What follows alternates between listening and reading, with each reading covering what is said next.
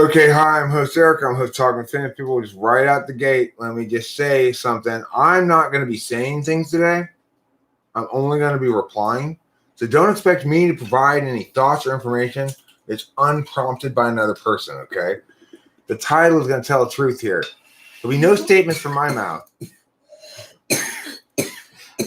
There'll be no affirmations. There'll be no claims. There'll be no negations. Only responses. Gentle as a soft dewdrop-filled breeze on a warm spring morning in the middle of a Christmas dinner right before Thanksgiving lunch. All of those things are true, and many, many more. Why? Because you've arrived at the wonderful world of talking with famous people. A magical land of enchantment filled with all of the earthly delights you can stomach, plus as much man seed as you can carry away on your own scalp. Wow. You can pile it up there as much as you want, but you can't hold it in your hands. Oh, yeah. Okay, so look. Oh, no, the second person left. I was thinking for a second there that it proved I was right, that this was a better title. Thank you. If you want to be my lover, you need to get with my friends, Sporty Spice, Baby Spice, Ginger Spice, and Scary Spice. Scary Spice. I am Eric Spice. Oh, you're Eric Spice? Mm-hmm. Oh, that sounds nice. Mm-hmm. I've got 4 other friends named Sporty, Scary, Baby, and Ginger. And Posh. No, it's only 5 of us. I replaced one of them. Oh, well, that makes sense. Because Posh is she's with Beckham now. If you want in, we can replace another one too. You could be cool. You could be Rachel Spice. I'm Eric Spice. There'll be Posh Spice. Oh, Sporty and Scary, because what is Scary We don't Spice? need Scary. We don't need Ginger either. Let's give her Scary and Ginger, okay? We just have Sporty, your Baby, and your Rachel and Eric. But what's the other one? Sporty, Baby, Rachel, Eric. Posh. Posh. And Posh. You got to keep Posh Spice in the mix. Okay. Unless we want to replace one of them with Capillo. Kitty Spice. Kitty Spice might be nice. All right, so if we're going to have to replace either Posh or Baby or Sporty, which one to replace? I think you can get rid of Posh. Posh? She doesn't even want to be. Okay, so no more Posh Spice. Now she doesn't want to get with the friends. She's with Beckham. It's Eric Spice, Rachel Spice, and Kitty Spice, plus Sporty Spice and Baby Spice. She's agreeing. If you want to be my lover, you're going to have to get with one of those 4 of the people. Either Rachel, Kitty, Baby, or Sporty. Now, I should point out, Kitty is fixed, so you're not going to get with Kitty. So that leaves you a very small selection of options there. You're going to have to get with either Rachel, Eric Spice, and that's probably not going to happen. Well, you can't. Me is me, so you have to get with my friends. That just leaves you Rachel, Posh, Rachel, Sporty, and Baby. And I got some news for you. I'm actually not friends with Baby Spice. I don't like her. She's not cool. She's kind of a bitch, So obviously, getting with her won't solve your problem, which means you're stuck with just getting with either Rachel Spice or Sporty Spice.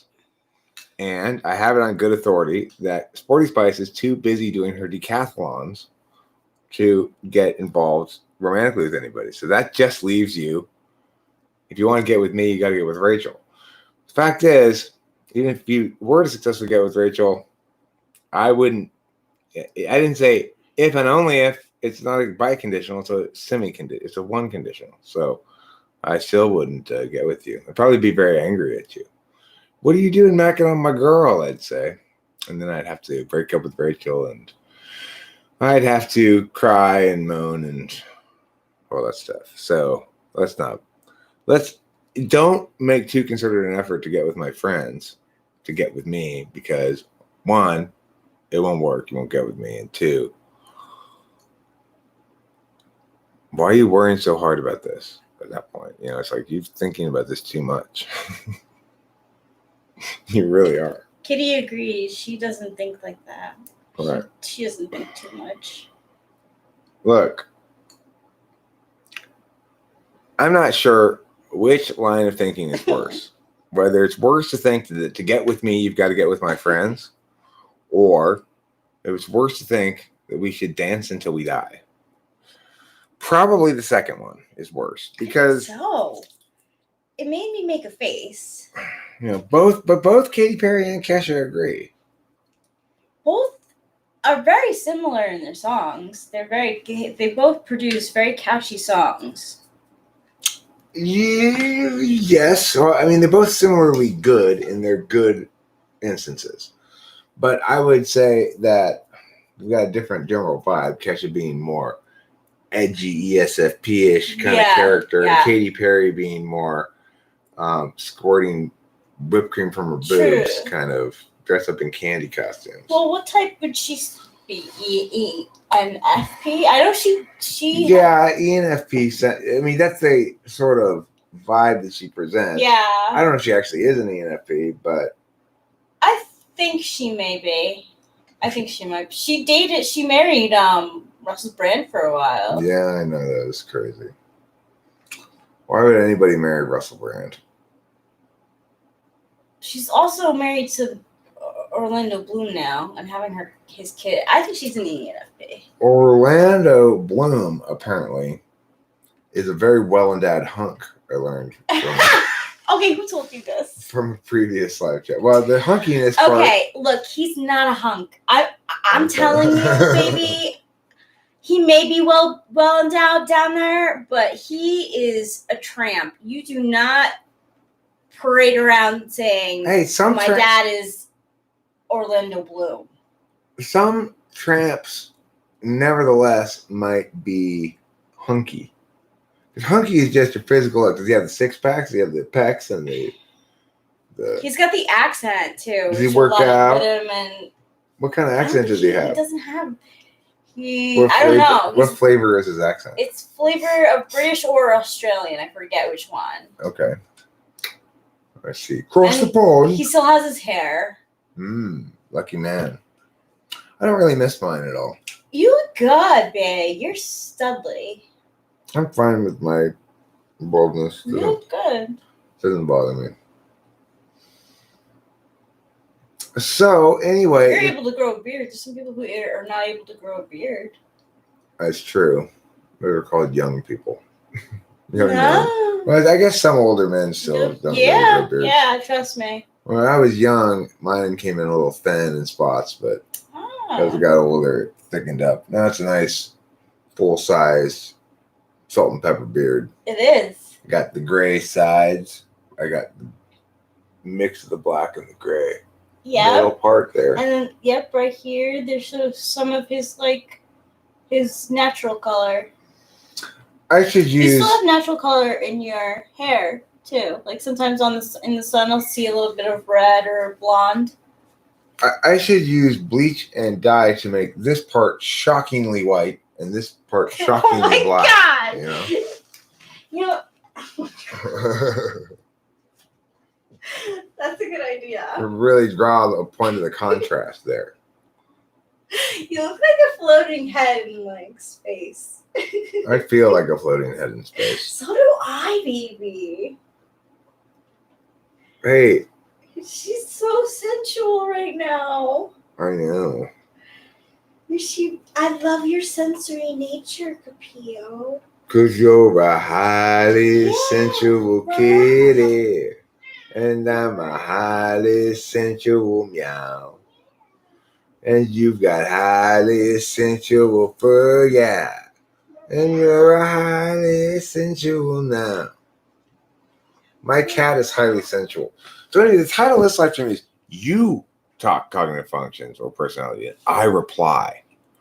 That's the whole, it's like a Jeopardy kind of notion where instead of you providing the answer, you provide the question. You know, it's like, in this case, you be the talker and I'm going to reply to you.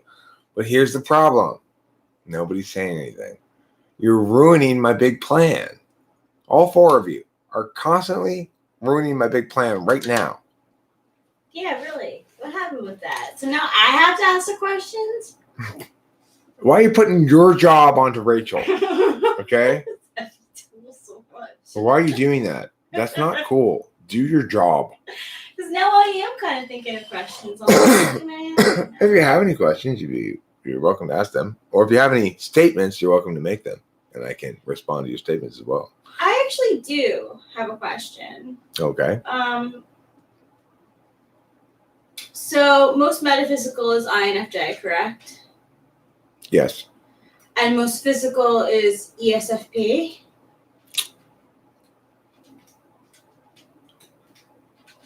Yes. Which ones are more likely to be in the middle?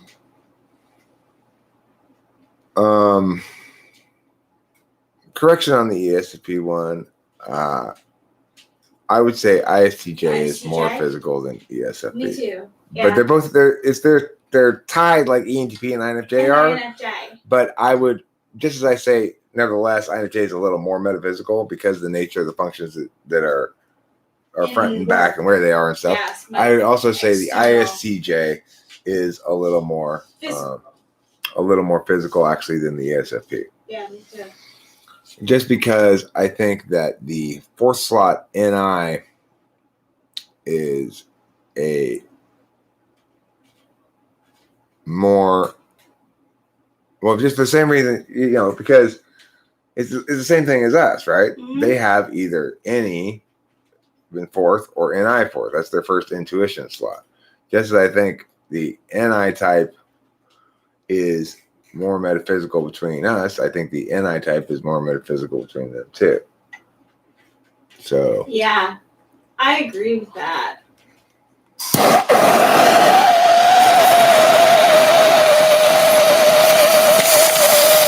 Where's Kiki lie on the spectrum of physical, metaphysical?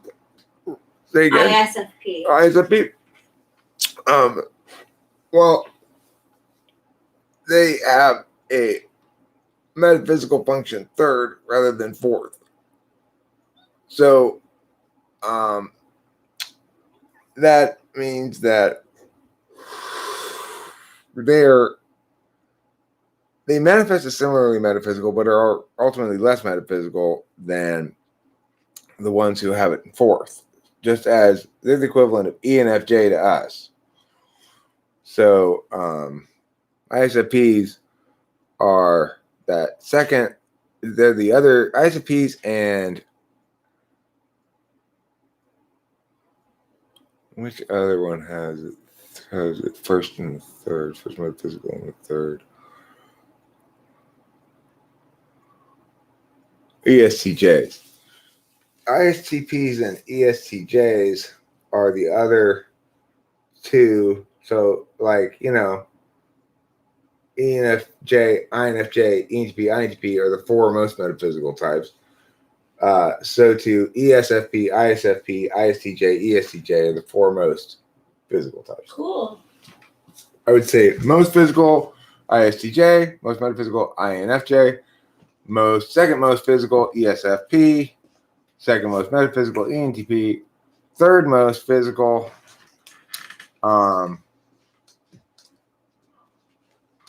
ESTJ, third most metaphysical, ENFJ, fourth most physical,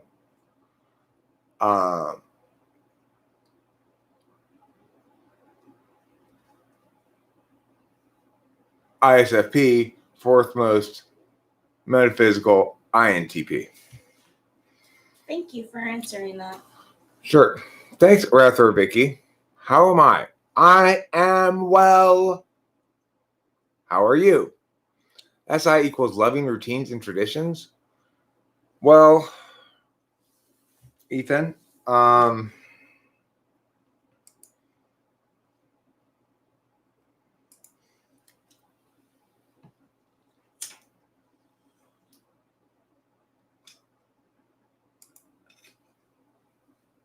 right, so if we look at this typology quick reference guide, let me share this link. It's a great view.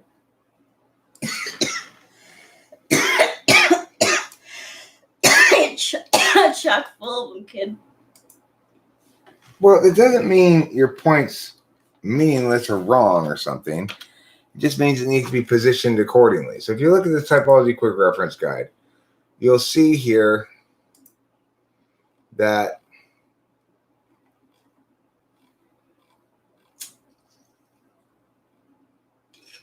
you see this typing for NI outline of approaches. It says 1, frame, process assessments, 2, 4, page 4.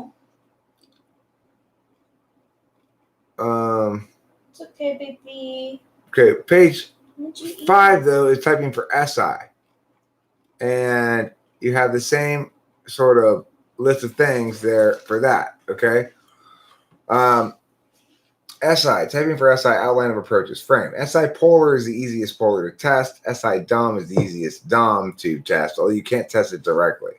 Process assessments. Non-native process assessments are memory and examples, like prompting people to provide demonstrations of memory and or examples to prove points, and also the style of prediction, which is to say how they extrapolate from given how they extrapolate set up given certain scenarios that set up resources existent or not accordingly. If you're talking about a native process assessment, that means if you're talking about the actual display of SI in the physical realm, that's posture and wiggliness, and you can use that external data to draw conclusions. Like if anybody watching that premiere video that I did would conclude that I was probably 4th slot SI, because that quality of constantly bouncing your knees and wiggling and fidgeting and stuff is very much is very much linked to being a action type. So you either think probably 4th slot SI or 8th slot SI. I mean, not 8th slot. You probably think 4th slot or 5th slot. As I've said before, 5th slot and 4th slot are hard to tell apart. But regardless, that particular kind of wiggliness is more like 4th slot than 5th slot. ESTPs are much less wiggly than ENTPs.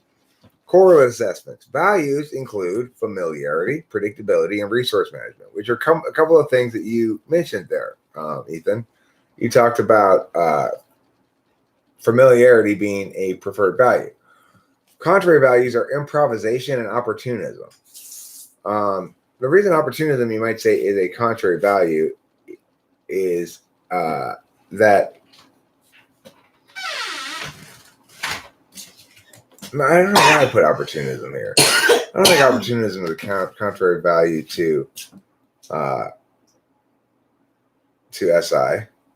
I think improvisation and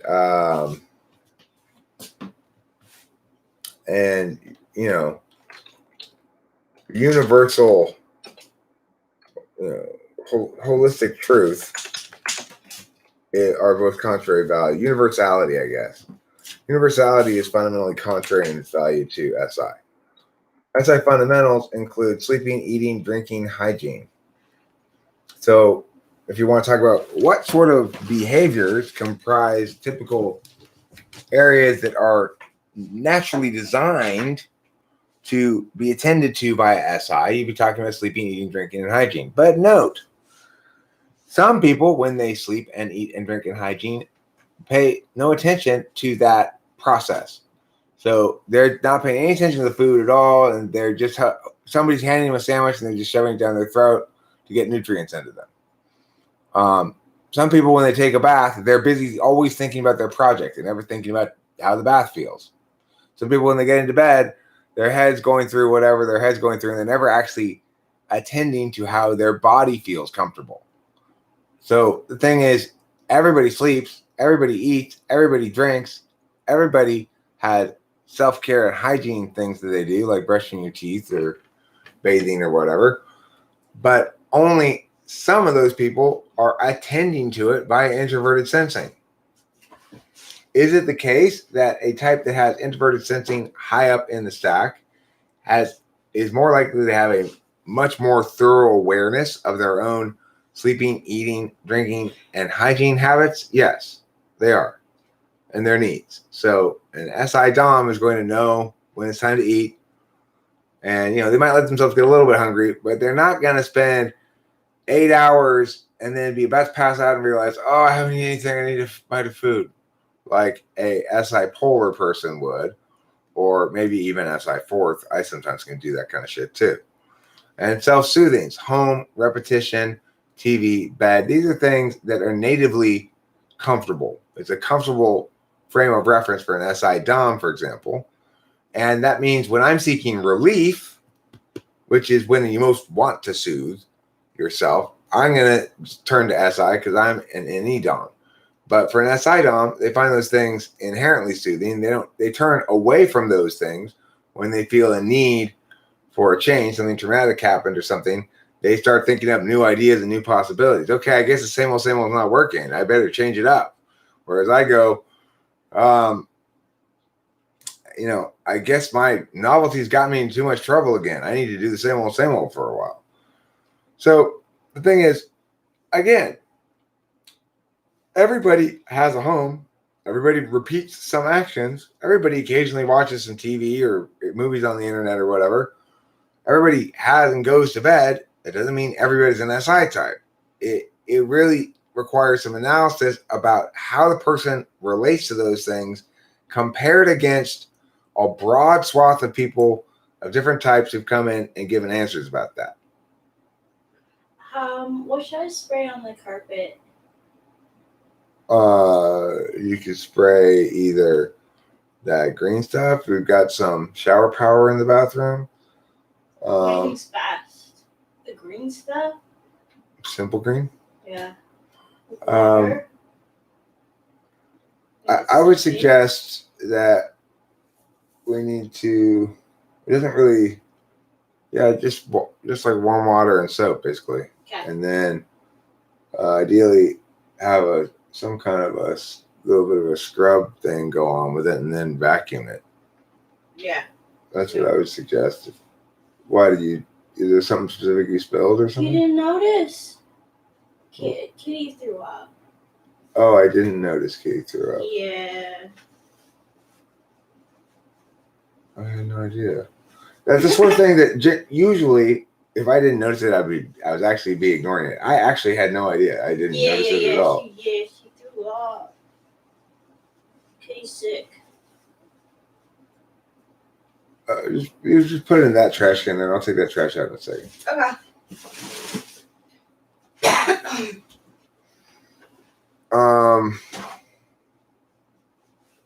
Well, see, this is the problem, Neat, and this is where it becomes hugely important. And El Yaz, Neat, and Rain, and Ethan McDonald. Well, not so much Rain. That's a different question. You hold on for a second, Rain. But Ethan, El Yaz, and Neat. See, this is the problem. This is why it's important to analyze these things a little bit differently. If I ask you whether you pay a lot of attention to Mia and pay a lot of attention to Mia, your answer doesn't mean anything. And the reason it doesn't mean anything is because you don't know how your attentional approach to those things compares against other people. You only know how it compares against your notions of how much it might be attended to.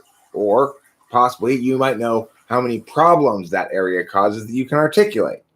The problem with trying to analyze answers like that is, does your articulation of a bunch of SI problems mean you're paying a lot of attention to SI? Or is it representative of the fact that you have bad SI? Is your claim that you don't relate so much to these things about SI due to the fact that you're comparing yourself against your own ideal rather than the average populace? Or is it due to the fact that you actually are not an SI person? And so the important thing to do if you want to successfully type yourself or somebody else is to understand why and how certain kinds of questions and answers that your own perceptions about yourself are unreliable. for an SI Dom, it's very difficult to get them convinced of this notion. And the reason, obviously, is because they have subjective knowing as their dominant function. Yeah, but from my experience, I know about me most of all. And I'm going to rely on this and what I've read here. And I know from experience that I don't relate to this. I know from experience that I don't relate to that. I know from experience, I know. Because you're SI DOMs. So SI DOMs, they know from experience, subjectively. And it's very difficult for me to convince you, Ethan, that you're an SI DOM. Why? Because you don't perceive yourself as such, and you are predominantly your own subjective perceptions when it comes to understanding knowledge. Now, in some ways, that manifests as things that we consider linking to objective data, such as memories that other people can verify. But regardless, like I've seen this with the ISFJ that I dated. After our chicken got attacked by a dog, it didn't matter that the dog that got through to attack the chicken went through a loose board in the fence, and then I had pounded that up so it was no longer loose, and I checked the other boards to make sure they weren't loose too, because she wasn't worried about a dog getting in through a loose board. She began after that point insisting that we always shut the gates and not let the chickens into the driveway, because dogs from the street were going to come down the driveway and get the chickens. So the thing is, what she took away from this experience was, if we don't take precautions against dogs getting chickens, dogs get chickens, because that's my experience. There was no convincing her that this was insane, that just because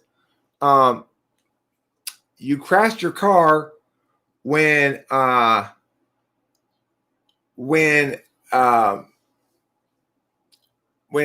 Bobby accidentally covered your eyes with his school project, okay?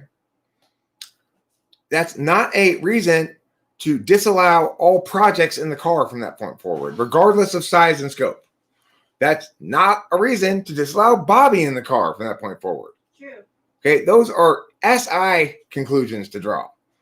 And so the thing is, if you operate like that my experience is predominant in determining what's true and what we ought to do, then it's going to be very difficult to convince you you're an SI Dom if you experientially reject it. I don't choose to identify with, or I don't identify with this description, that description, and the other description. You're going to say, you're basically saying, I don't know myself as that type. That's not how I know myself. I know myself as very logical, or I know myself as that.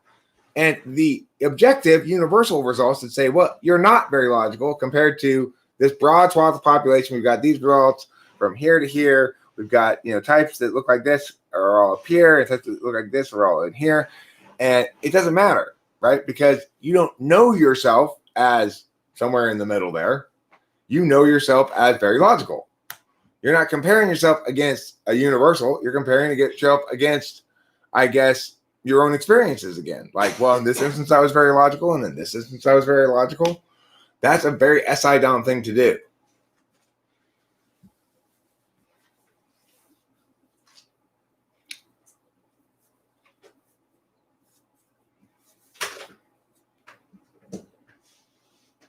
Cognition is largely unconscious, in your opinion? Well, I mean, it's you might say it's automatic, but that doesn't mean it's unconscious. Like, I certainly have the capacity to choose to work out a problem, a complicated problem that's going to take some time, or to say, oh, it's not worth my time. So, I mean, if I do choose to work it out, then I have to consciously apply that attention. There's no other meaningful definition of conscious, Can I turn on the vacuum? Yeah, go for it. Thank you for cleaning that up, Rachel. I'm talking about SI and about typing SI Dom.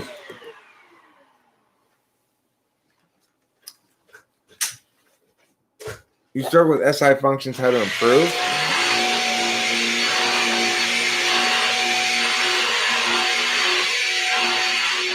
Well,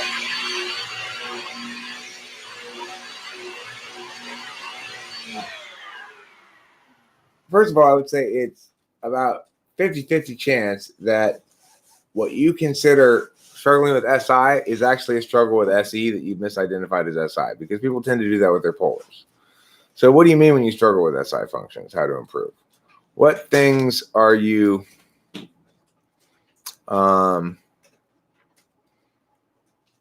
what harms or bad stuff do you associate with SI? SI failings, I guess you'd say.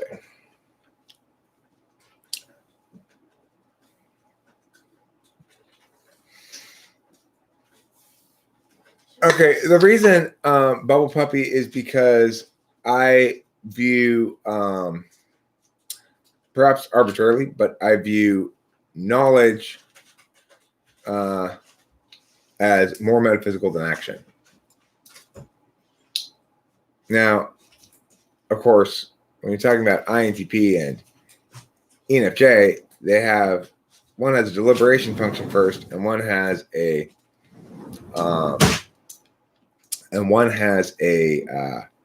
interface function first. But I tend to think that the knowledge function is the determinant thing when comparing ties. I think basically the knowledge function is the determining factor when breaking a tie. That's why I say INFJ is more metaphysical than ENTP, because they've got a metaphysical knowledge function and ENTP has a physical knowledge function. And so since that's the most determinant kind of function for metaphysicality, physicality, in my opinion, and I don't really have a good justification for that. It's just sort of a gut feeling about it. But that's why I say that. That's the approach I use, is the kinds of functions are more or less metaphysical or physical.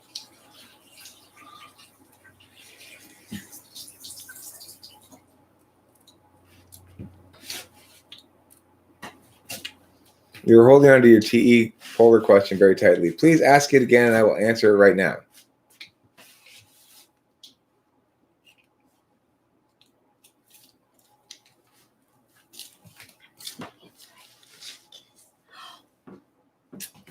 Thank you, Charlie. You're welcome. You're so warm. That's because I've been inserted into a volcano earlier already. And I've been sitting in the lava. That's what happened? I knew you were part of something. I have been steaming in the lava now for hours, and I gotta tell you, I really feel I got all the toxins out. Ooh. Yeah.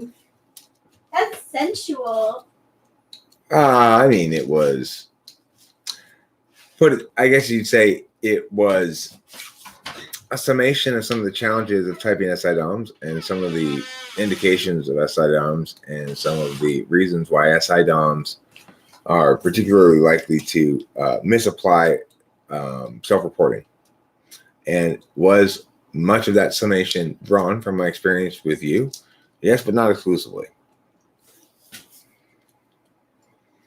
What are some not so extreme examples of TE polar manifestation?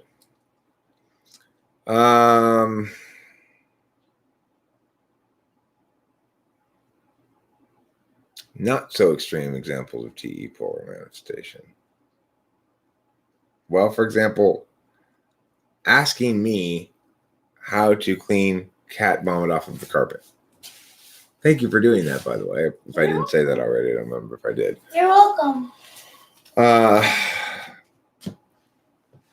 She was, well, I mean, I think she probably has a lot of experience in life of people just saying, oh, I'll do it, which is probably why she opens with that question.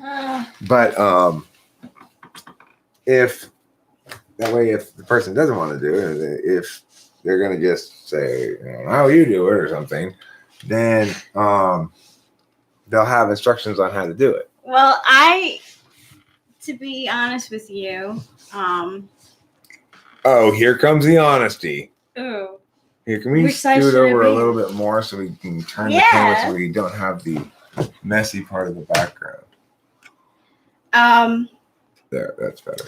So I knew that we had carpet cleaner, and that was it. So Is that why? if I would get sick in my room, like say I would get sick in my room in New York, I would always just clean it up myself. But I didn't know if I was doing it the right way.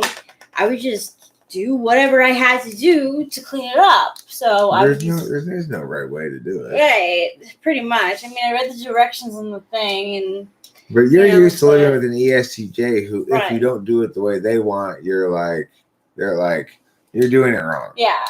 But I have on a couple of occasions been like, Rachel, you're doing that really dumb.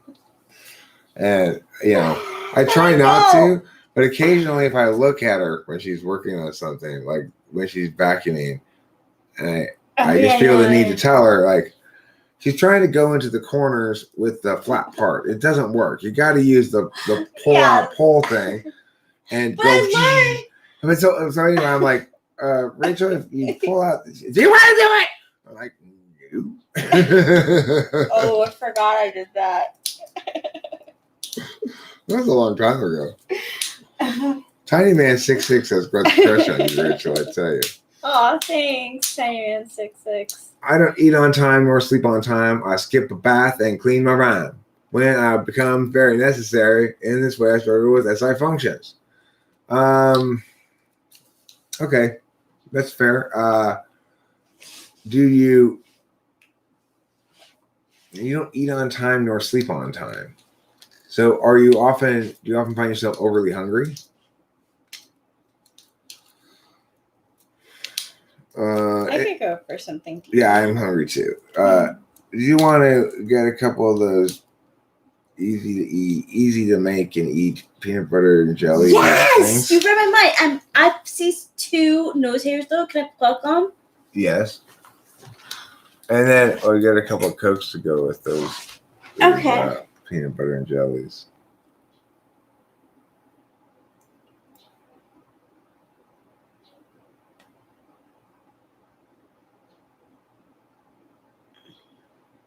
We got PB&J pouches, which are called Uncrustables.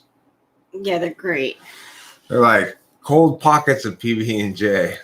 You don't have to cook them at all. You just gotta let them warm up for a second. You don't even have to let them warm up. You don't even. No, I like them cold, preferably.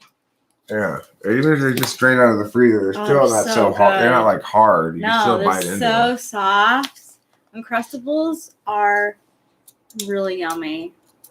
It's a pocket of peanut butter and jelly. You'll see. Moving a row of stackable chairs individually from the front of to the back of the room instead of stacking them and then moving them. That's an excellent example of TV polar.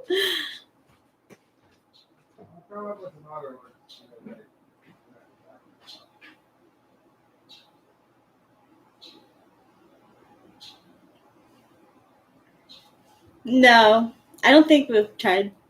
I haven't tried keto. I don't know if Eric has, but I highly doubt it. But you would have to ask him.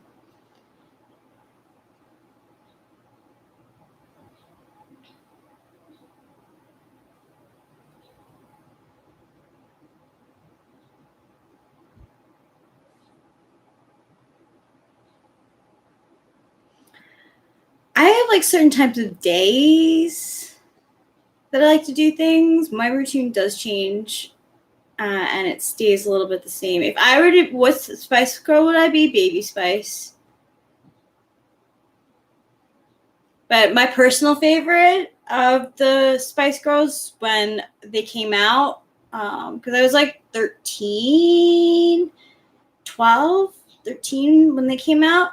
My personal favorite is Sporty Spice. I really liked her. Thank you.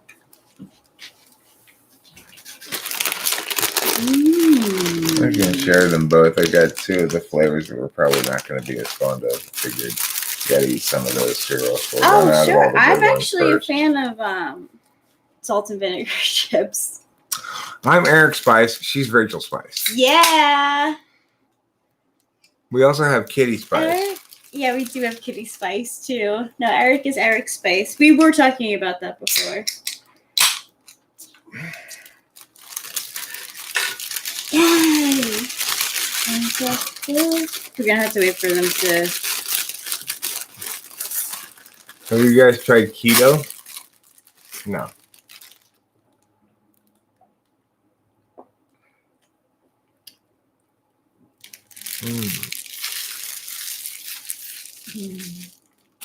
How to improve FI? Any online therapy? Let's see.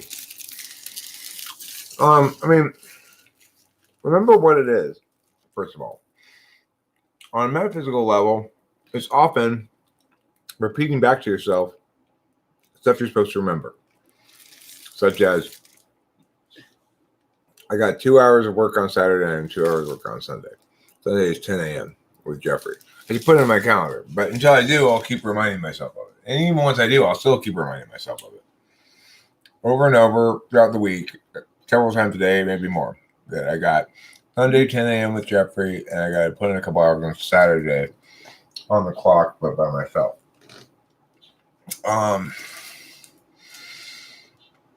So That's good. It reminds my phone too.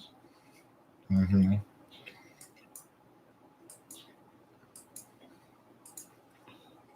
So I'm gonna schedule myself actually 2 hours of debate prep. The slot feel like a 2 hour session. And then 2 hours on Sunday.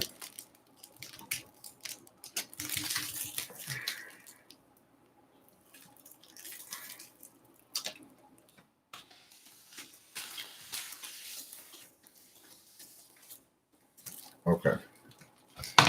I gotta respond to some emails about typing sessions. See what I think. No. We responded. Thank you. You're welcome. That lady still hasn't. No, Okay. she didn't respond back. Okay, cool.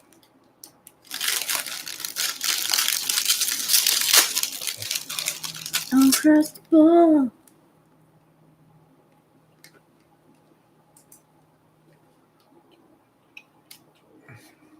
Okay, that's done.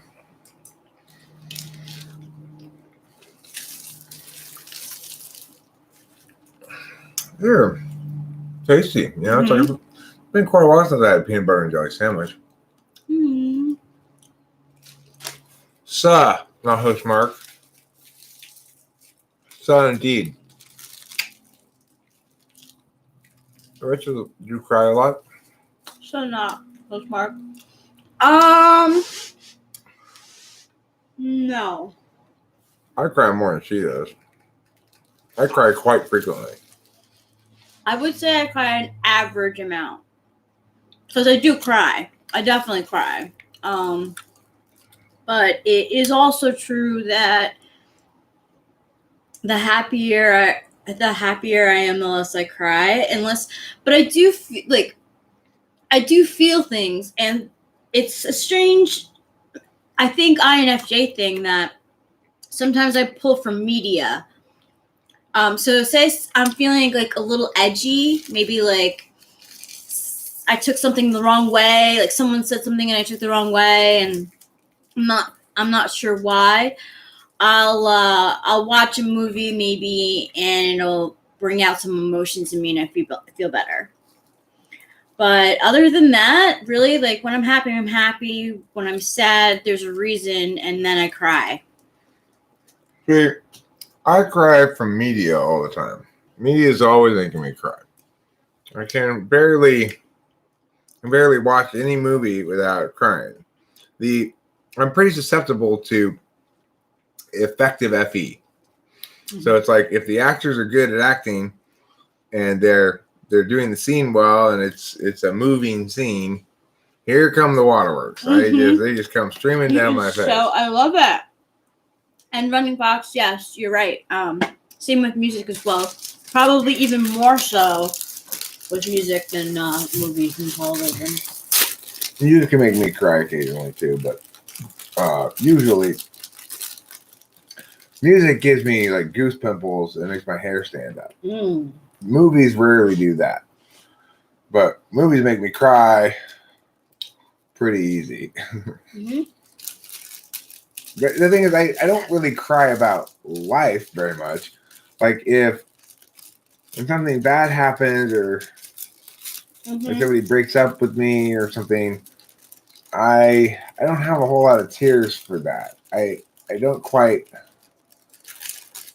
get that. I have occasional sort of like kind of like sob, half choked sob, and then I don't really water doesn't come out of my eyes, you know.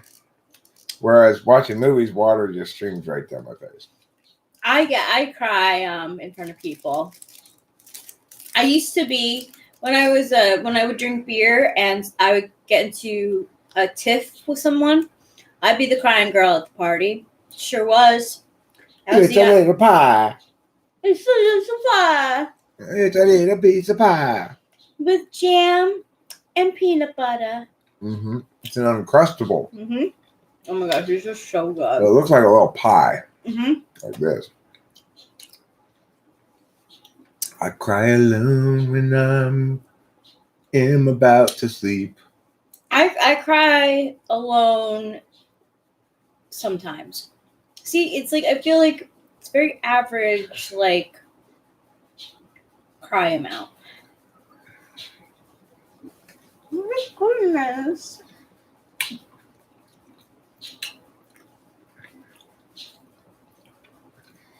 It's usually inspirational-y stuff that makes me cry. Like, no, it's they always, may bring all their men and forces Yes. and everything, but we will not bend. We will stand tough. Like that kind of speech. totally. Like You're not an INFJ, Mark. That's insane. the reactions the director wants from a movie or a television show were made for ENTPs. Because I love it. I love watching it. I'm sorry. I know it's totally gaff for me to be like so over the top loving that your FI reacts to like those monumental moments, but it's true.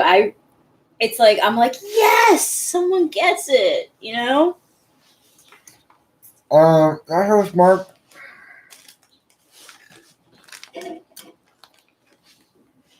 This is not a very good reason exactly,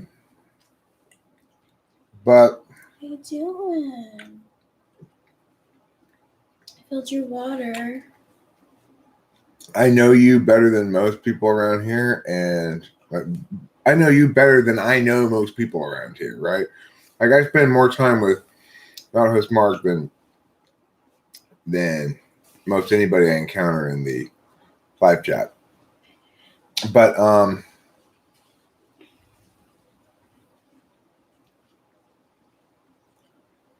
Whoa. That sounds like a young ENTP for sure. Only one Tori Amos song that makes me cry. It's the one about like, how's that thought for you? And I was spending a lot of time in an abusive relationship. Like that's what the song is like literally about. What? That one makes me cry when I'm in a man mood. host Mark. So anyway, where I was going with that is, you just don't seem like one. I know a couple of INFJs really well. I feel like I got a good subjective knowledge of them, particular knowledge. It's not a very good reason to justify my conclusion, but I nevertheless, you just don't seem like an INFJ to me. It's been years, silent all these years. I think that's one. Silent all these years by Tori Amos. That one, when I'm in a man mood, will get me really, really sad. Like, I'll cry at that one because it's a sad song. I mean, But yeah, silence all these years. if you want me to type you, Mark, I'll type you. I like your icon, not host mark. It's clear, it stands out, and it also has history to it. I'm saying that host mark is. I'm confident that if I were to type you, spend an hour talking to you and typing you now, that I'd be able to tell you what type you are. But I can't tell you from memory, and I don't trust my own. I'm saying that's why I don't think you're an INFJ. I'm not being definitive about it. Yep, Okay. Tiny Mantis. I could be wrong. You might be an INFJ. If you are, I will be able to tell if I actually type you. But what I'm saying is that I'm confident now that if I spend an hour with you, I'd be able to tell you definitively what type you are. And if you want me to do that, I'll do that for you. No problem. That's fair. Because Mark and I go way back. I'll type you for free if you want. Even I know that. Mark and you go way back. Rather, Vicky, if it makes you feel any better, there was a time when I was driving home from work and I saw a stray dog on the street, no collar, and I like stopped kinda, and I'm like sitting in my car and I'm like, oh my gosh, what do I do right now? Like, he seems like a sweet dog, but I'm not gonna like put myself in danger, and because it was a big dog too, big brown dog. It's definitely a mutt of some type, and like he was just sniffing around with no collar, and I just felt so bad that I had no way of helping this dog. So I went. The best thing, what I did was just like hoped for the best. I like prayed for it and I started crying. So I don't know if that makes you feel any better. All right, Mark, what I'm going to do here is backtrack a bit from my initial thing. You might be an INFJ. I don't think you are. But I won't know until unless I do actually spend an hour contemporary time with you, because it's been a while since I've interacted with you. Well, that's my conclusion. It's not my affirmation. In other words, I am not making an affirmation that says you are not an INFJ. I'm saying I don't think you're an INFJ. If I gave more certainty about that or was voiced it more strongly than that before, I'm backtracking from that now.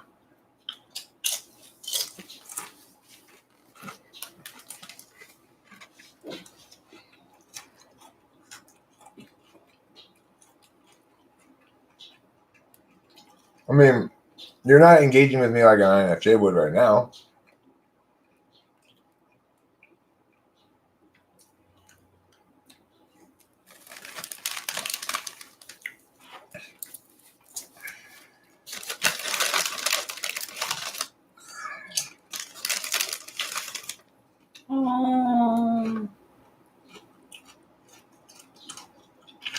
See, I'm sorry you saw that. That's not a pleasant thing to see, and your crying is totally valid. I would have been crying like that too. But the thing is, like, it was an accident, you know. Shit like that happens a lot. Like, welcome, that host, Mark.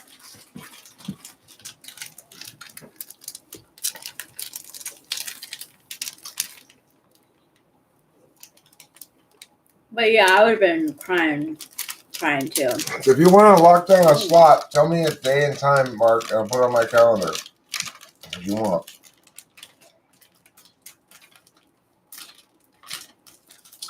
you want it to happen, best to do it now. But we're both here and talking on the subject. I'm sorry to hear that, Rathel Ricky. Sad dogs make me cry. Happy dogs make me sigh. Lazy dogs make me lie in the willow tree. Hello, Lauren McGinley. Here come the Scots again. Those goddamn Scots are here again. I found out that I have Scottish heritage, Lauren McGinley. I thought I had more Irish, but it turns out I have more Scottish. Scottish, Irish, same thing. It is. It truly is. I don't mean to be like that. Scottish, Irish, English, Australian, Canadian, same thing. Edinburgh and Glasgow. Merrimack Street, right? Hey, Trinity. Shashma. The Scots have arrived. Hello, Lord Nicole. Hey, wasn't supposed to be somebody watching the door to keep the goddamn Scots out of here? Didn't I say no Scottish people? God. You're born in Edinburgh. Look, we all agreed to join my club. Racists against Scottish people. And she's from Glasgow. That's really cool. Yeah, my Or RAS. my grandfather has relatives over in both those cities. So nice to meet you too. You know, we have got, I'm surprised by how many members I've already recruited for my new organization, Racists Against Scottish People, or RASP. RASP is such a really, really nice. What do they call that? I think it's called it's not an anagram. It's a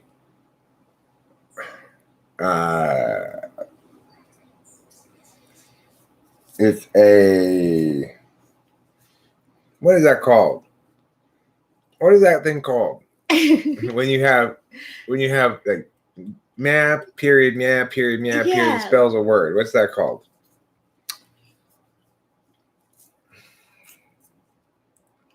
Thanks, Raphael. Of course you can try. No Scottish people allowed in Races Against Scottish people. I'm like, yeah, sure. Well, if you He's want like, no. If you want to change your race, then fine. Okay, then you're welcome to join. When I'm Scottish, I have to kick myself out of the club. Then when I cease being Scottish, I admit myself back into the Do club. they know that you're transracial? Acronym. That's what it's called. I'm transracial. Acronym. Thank you. Oh my goodness, I couldn't get it either. It's driving me nuts. You know, when I'm Scottish, it's fine. Except I am so tired of tartan as a fashion statement. Tartan? What is tartan? It's that green and black checkered. Like my middle school, I believe it's called tartan. Did I name it correctly? I don't know. I went to Foothill Middle School, and we were the Scotties. Okay, we were the Scotties. You're talking to somebody whose middle school mascot was being Scottish. All right. Really? Yeah, we had the Scotty dog was our mascot, and we were the Scots. Oh my gosh, he is so transracial. He really is. My middle school, Foothill Highlanders. I'm sorry, we weren't the Scots. We were the Highlanders. But they're from Scotland. We've passed over by there so many times. I had no idea. Okay, I momentarily forgot our name. We were the Foothill Highlanders. But that's a synonym for Scotland. I'm pretty sure that's where Highlands are in Scotland, right? Yeah, okay. So that same difference. Lauren is a Highlander. She's a Highlander. You went to my middle school, Lorna? Amazing. The North Coast. I went to Foothill Middle School in Arcadia, California. If you were to Google it, you discover, in fact, that we are the Highlanders. I'm still an alum, you know. Yeah, you are. And that we do have your nation's dog as our mascot. That's really cool. Your ancestors all died in the This is Highland clearances? You mean there's a big sale on tartan and and the mob trampled everybody? A big clearance sale on tartan? That's how all the Scots died in the Highlands? They got trampled at Target?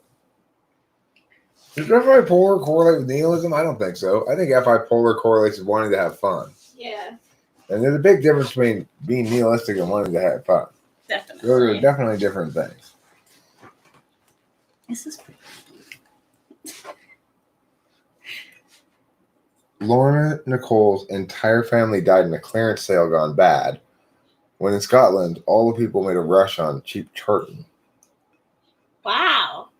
Cheap tartan and Scotty dogs were on sale. It was like a Black Friday sale at Target on the Highlands. And that's where all of Lorna Nicole's ancestors died Wow. in one of those clearance sales. Crazy, huh? It is crazy. You should swap weird country stories with Ken Kristen Summerford. You know, Yeah. she enjoys curry. Go figure. Or Wrath or Vicky. They're another one that is from that country. Oh, it's like, but isn't FI about doing what you want to do?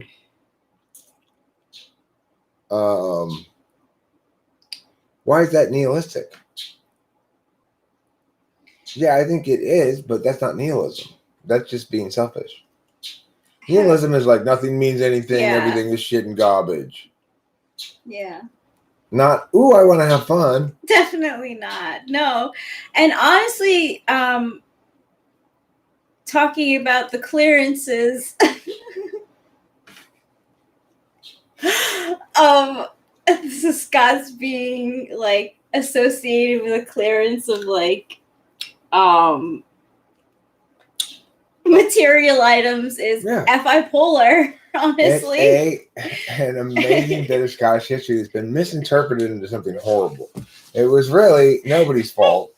It was just one of their typical crazy clearance sales on tartan and Scotty dogs, and everybody in the country I'm so sorry, Lorna. just trample all Lorna's relatives to death. Sorry about that.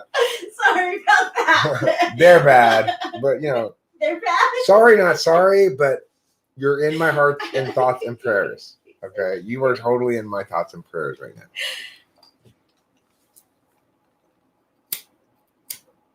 Hey, Octavio Silva. It's good to see you. You said that FI Polar is about wanting to have fun. If anything, FPs would place most value in having fun. Well, I mean, I think ESTPs and ENTPs place a lot of value in having fun. Those are the two FI Polar types. I obviously do. Of course, it has something to do with Enneagram type too.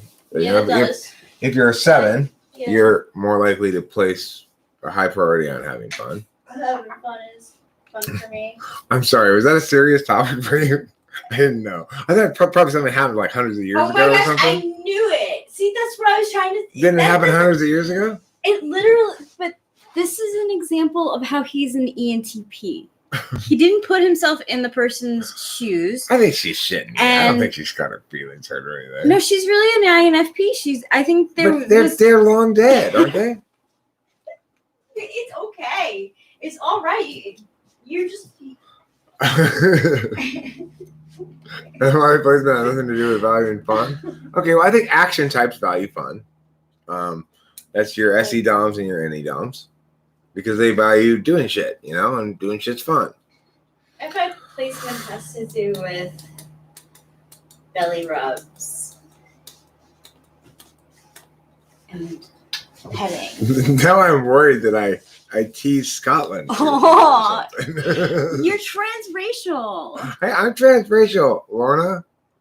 I love your race just as much as all the other races. And I do too. I have roots there as well. I care. I'm a Highlander. I'm translation from middle school, all the way back from middle school and days. it upsets me I'm probably more of a that Scottish that person than you happened are. in your country. Eric, explain how TI deals with fairness. Very carefully. It deals with it with reciprocal burdens. That is to say, if that argument you can make it, then you have to allow other people to make it, and we have to apply that logic in this equivalent circumstance, and we can see that it doesn't work, and therefore we should ignore it. To sum it up in 2 words, it's reciprocal burdens.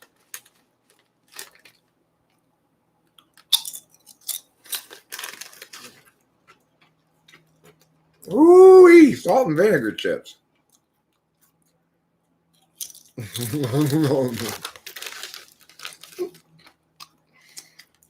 INFP, Lauren. INFP. I think they're superior. You know why? Because they've got extroverted intuition. That's the most important function.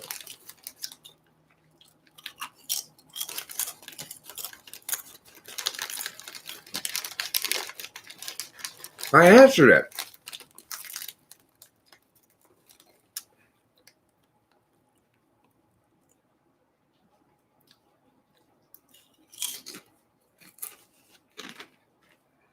Oh, let me see. Let me look back and see.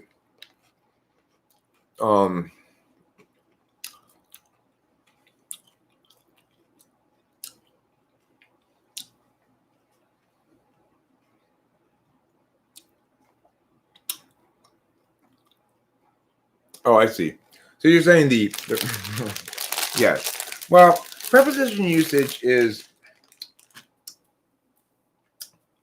something about which there's general consensus about some things. I would agree with you in this instance.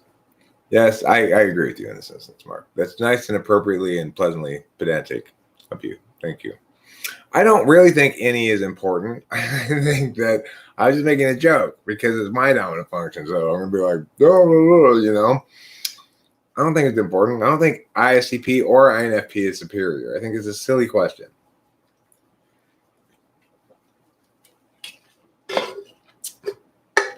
You know, I guess it depends what job you want done. If you need someone to put themselves in another person's shoes and really feel through this thing, then you're going to want an INFP. If you need somebody to get something done, then you're going to want an ISTP, you know? But sometimes that's what you need. Sometimes you need the dampness of a dewdrop just barely glistening on the tip of your tenders.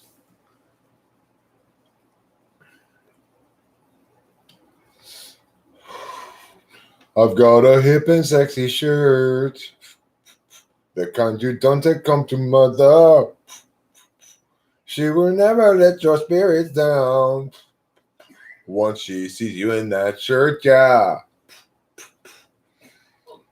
She likes to wear all her shirts, yeah. She says that this one's her all-time favorite. When I make my move to her shirt, it's the right time. Got incense, wine, and candles.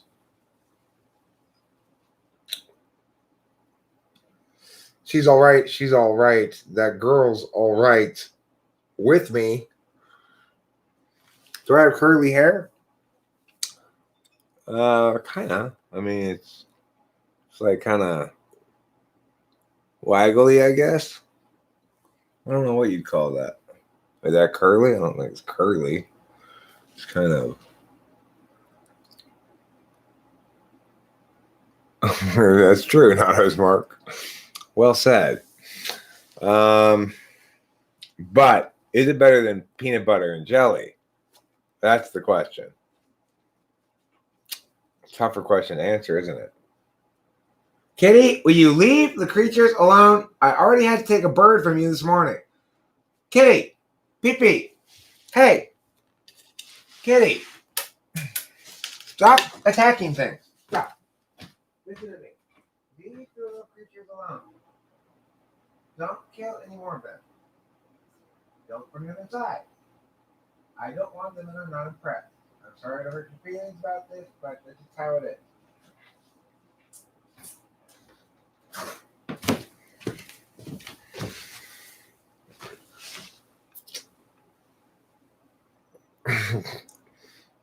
Here's the thing about OP, right?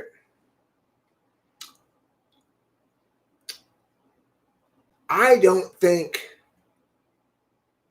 they've typed anybody correctly. When you've got 500 subtypes or whatever, you can't possibly begin to think of typing anybody correctly. You got your frame of reference is so. Hey, kitty! Listen, that lizard did not do anything to you. So you leave it alone, okay? Let the lizard live in peace. You don't have to be the bringer of death. You have plenty of food. You don't need to kill to eat.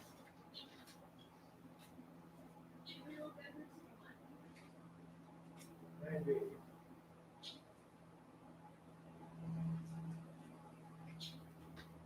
You just leave the little creatures alone.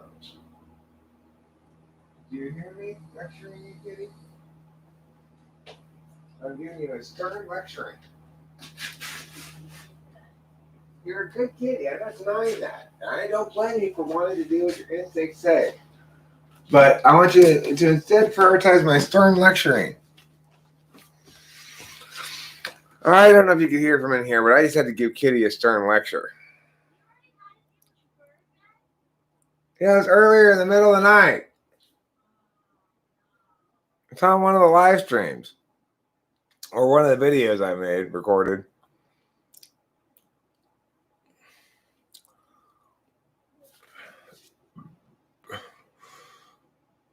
Why isn't your feline allowed to hunt, Eric? She seems cruel that she can't be cruel. No, she doesn't need to hunt. She will hunt. I can't stop her. But if I see her going after something, I'll go interfere with it. Most of the time that she goes after something, I have no chance to interfere because it's not in front of my face.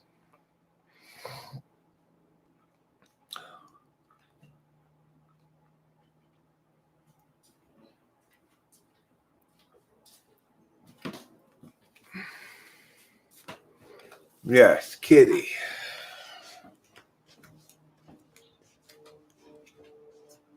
The problem is, I have had to now put like 3 birds on top of this bush over there, where I presume they just died. Oh, that's But so sad. I'm sorry that happened. it hurts my heart a little bit every time I gotta. I knew it. I wondered. I saw a white feather in here, and I was like, "Did Kitty get another bird?" She sure did, huh? Mm-hmm. If any Poland ever talks about what they might do, and people often talk about what they might do, it makes sense that why they wouldn't be noticed that much compared to other types. I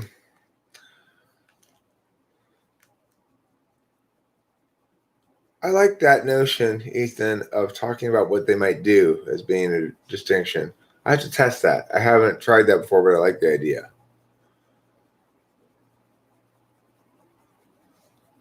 That was your strategy with your woman? Doesn't work there either. What was your strategy with your woman?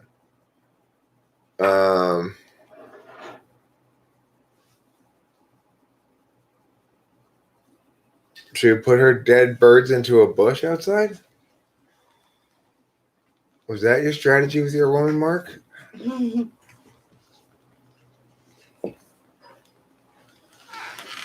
Like, what the heck are animals in a functional sense? I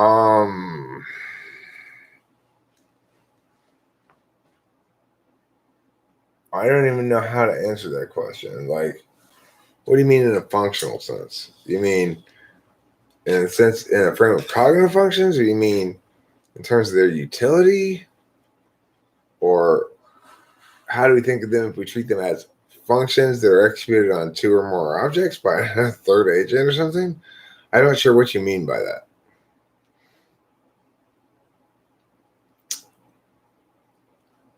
Let's see here.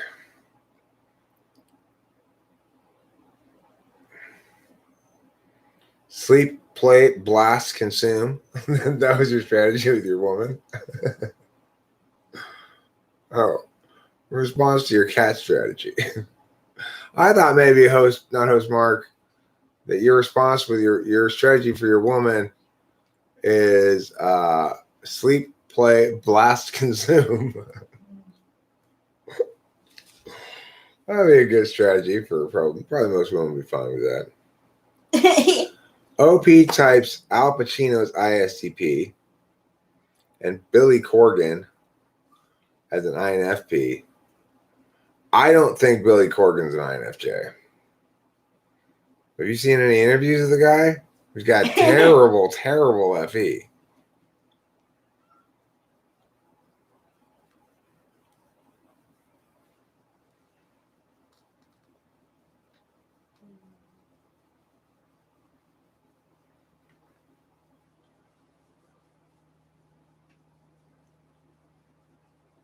Well,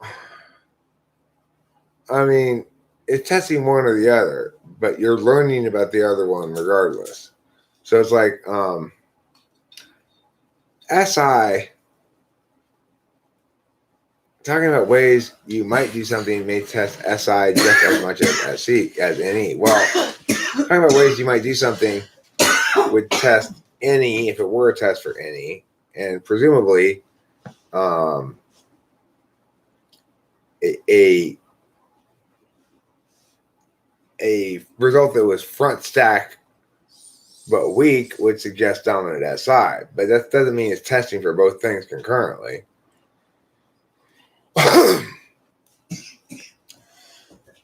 No, Corgan has terrible, terrible, terrible FE. There is no conceivable way that man is an INFJ. It's not TI bad FE, it's backslot FE for sure. He is not aware of how badly he's playing. He is definitely FI user. I'm thinking SFP, ISFP is my guess, possibly ESFP, but I think ISFP.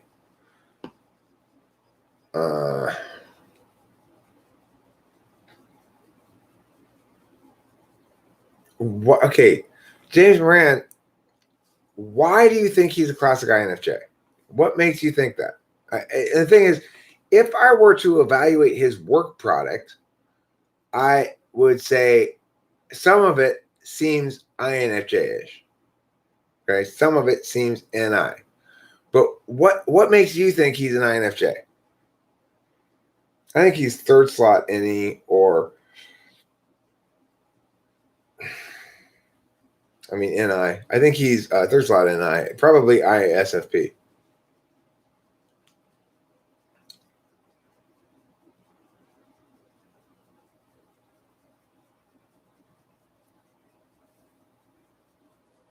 Is there a type police on him? I don't think he identifies himself as a given type. Normally, that's the rule. Somebody has to identify themselves as I am this type, and then I go and see if they are or not. If they don't self-identify as a given type, I normally don't type police them because you can't break the typology law of mistyping yourself if you don't type yourself.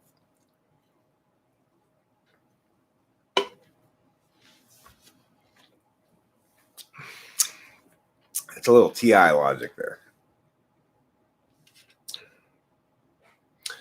Eric, I haven't watched your video from earlier about FE, but will you do vids on every function? Yeah, Rachel and I will probably do a number of these in the coming few days because I'm still waiting on my man, but it'll come in tomorrow.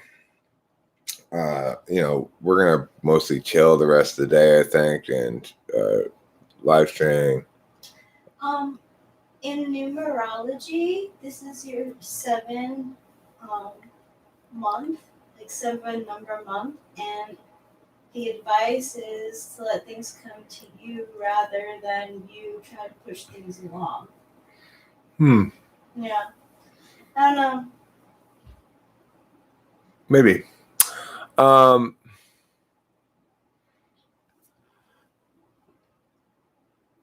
it changes from day to day. I was kind of a cosmic child. As a little kid, I remember wondering about God and the universe. I just remember reading bits of National Geographic magazine and watching shows on public television and being entranced by this sort of spirituality running throughout the world.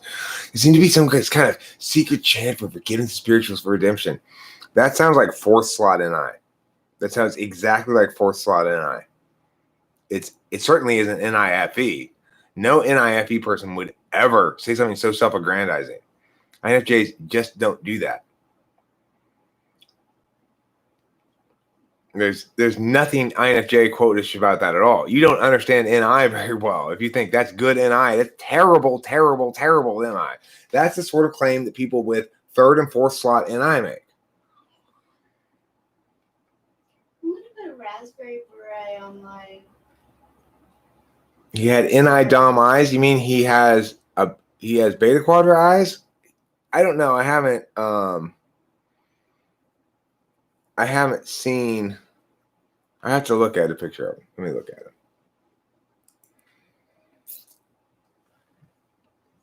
No, he's definitely not an INFJ, dude. I'm telling you, it's crazy talk. That quote you read is proof he's not an INFJ right there.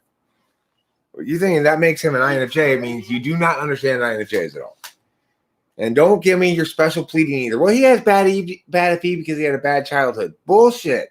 Many, if not most, INFJs have bad childhoods. They react to it in different ways. That's not the way an INFJ demonstrates they've had a bad childhood. It's not by having bad FE. It's probably partially the cause of their good FE. Thanks, Ben. Billy Corgan? Mm-hmm.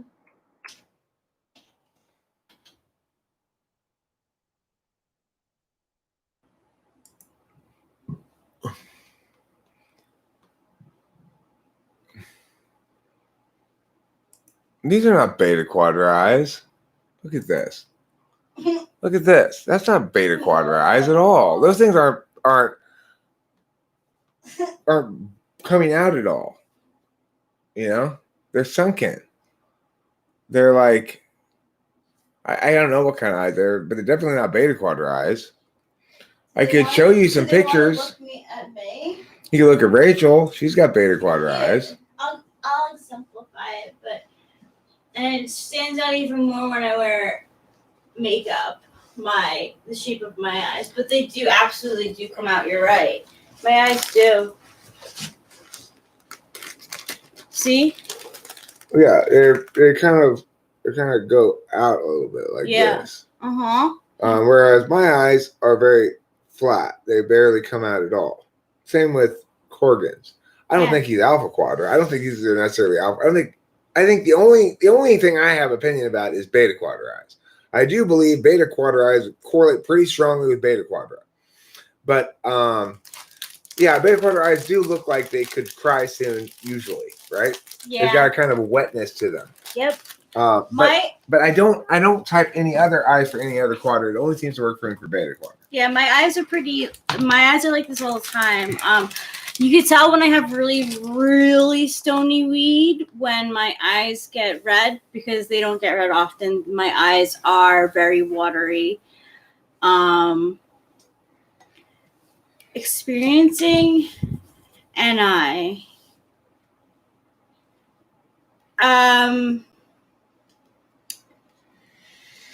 It's interesting because experiencing NI is like kind of knowing,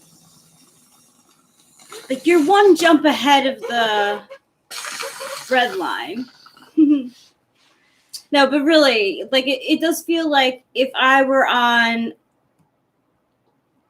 we were like playing a game, like say Candyland, where like you have to like jump steps, it does sometimes feel like I'm like 2 steps ahead of people.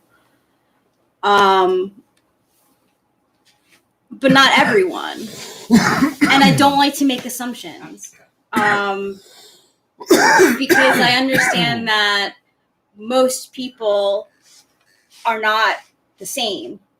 So I don't like making assumptions, but I do see the larger picture of the thing. My inferior SE is that it's a way of turning off my NI. I do NI things while I SE sometimes. Like if I'm cleaning, for instance, I like to listen to music. If I'm riding my bike, I like to listen to music, but sometimes I don't even listen to it. It's just a way of getting out of my head,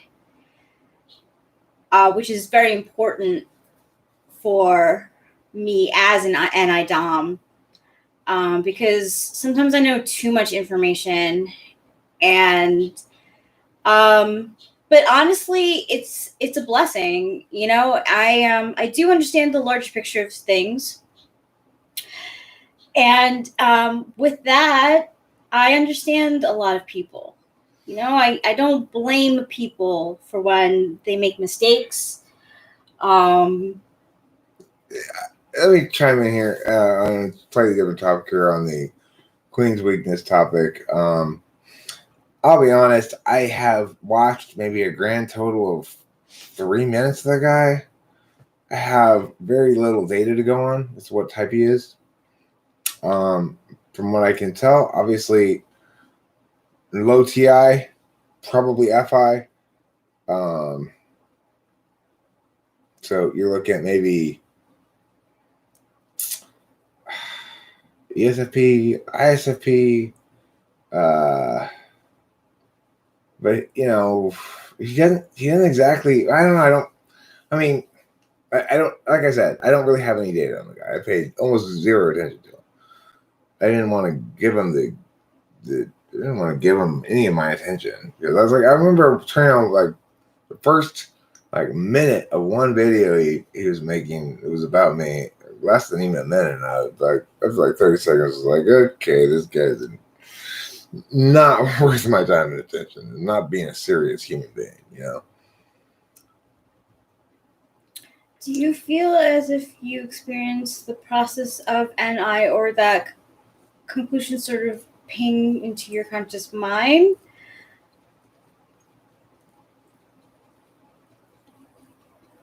I'm not aware of the process of NI. It just happens. I'm aware. It's a knowledge function, so it's received, fully formed. Yeah, it's not a deliberative function, so you can't be consciously aware of the process in the way you can a deliberation function. It's a knowledge function, so it receives information. Boom. That's why it took me so long to be correctly typed as well. And like Ronnie Fox says, Rachel, it's like watching a movie and knowing what's going to happen 10 minutes in. It's a reason why I don't like a lot of like the Hallmark movies, because it's like the plot is so predictable that I can't watch many of them in a row because they end up being the same story over and over again. Little homie, right?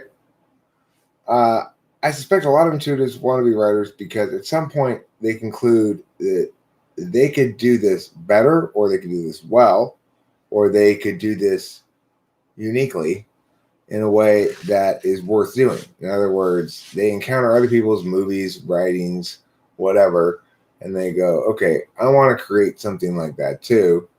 For me, I would like to write a genre fantasy book at some point. I'm so familiar with the genre. I've read so many fantasy books, and there's so many central tropes that they kind of all have, and it seems easy to write to me. I would like to do that. Why? Well, because I, at this point in my life, understand how very, very few people actually are capable of writing a good book that people want to read and have trouble putting down. It's very hard to do. I've written a novel before. I think I could do it now, though. I think I could do it now, but I've got too many things on my plate. It's not like it's any kind of priority. But that's why I, as an intuitive, want to be a writer, is because I think I can do it. I think I can do it well enough to make people go, wow, that book was good. It was so entertaining. I couldn't put it down, which is what my standard for goodness is. I don't want something to be respected but boring. I want something to be entertaining. Do you think that Marilyn Manson is an INFJ?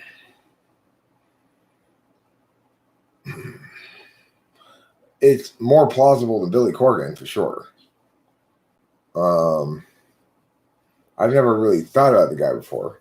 I don't remember seeing really any interviews with him, but I'm not sure. I am not sure about that. I don't think he is, personally. What do you think about Ellen DeGeneres? What type is she? ENFP. ENFP, says Rachel. Mm-hmm. It's a lot like my dad. She likes to dance when she goes in. She'll be like, she walks in and she's like, I'm gonna dance. Then why didn't FI kick in and have her care about people? Why is she such a biatch?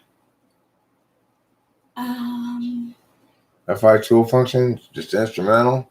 Mhm. I don't really need to validate an FI. We need to validate a TE. Notice Mark says ESFJ. Ethan says Ellen's ENFP.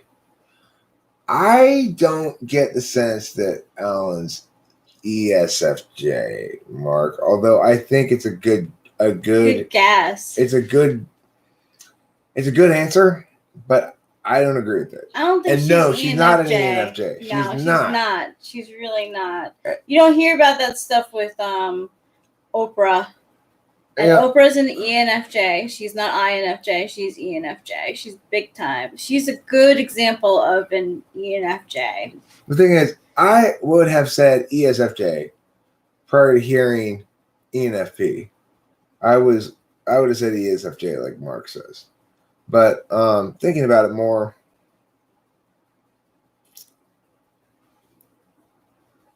I think she's an ENFP. She's a little too intuitive and too issue-y for an ESFJ. Think about Rachel.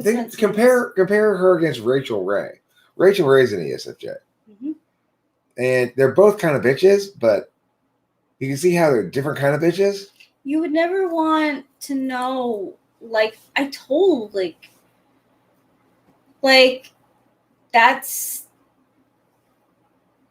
very typical for ENFP. They put on a show for everyone, but they're not necessarily the nicest to the people who are closest to them. It's just true.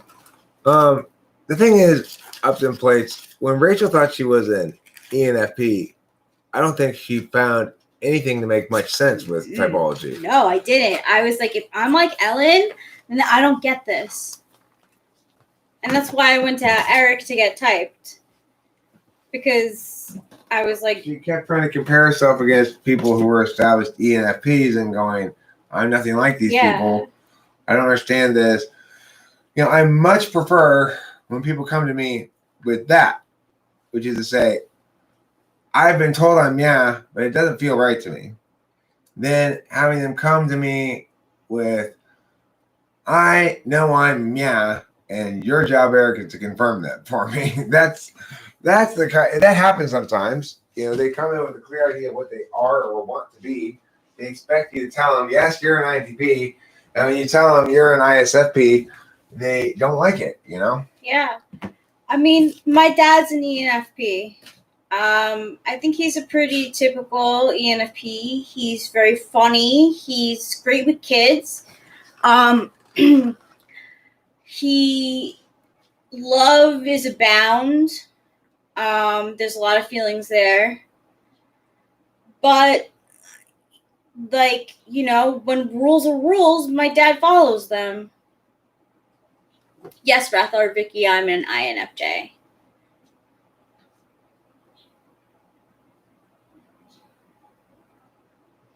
So there's a high chance of Ellen having rules that were rules, and probably some people not doing it the way that she thought was best, or thought that, I'm a nice person. I have a lot of feelings.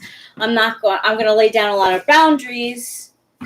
It occurs to me, here's one way FI tool function might work. It might work as, Ron's my favorite. I don't care what you're accusing him of. Right? 100%. They certainly could play out like that. I like Ron a lot, so I don't care what that stupid intern Mary says he did. Right. I believe in Ron. Right. Exactly. TI polar. Yeah. So that's certainly a plausible explanation, or a plausible link to ENFP anyway. Yeah. Link to ENFP. Yeah, for sure. I mean, I'm not going Bible with it, but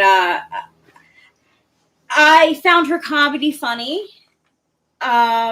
When I was younger in college, I used to watch her when she first came out as a host. I used to watch the show because I found her very entertaining, and I do tend to find ENFPs highly entertaining, especially from a childlike point of view.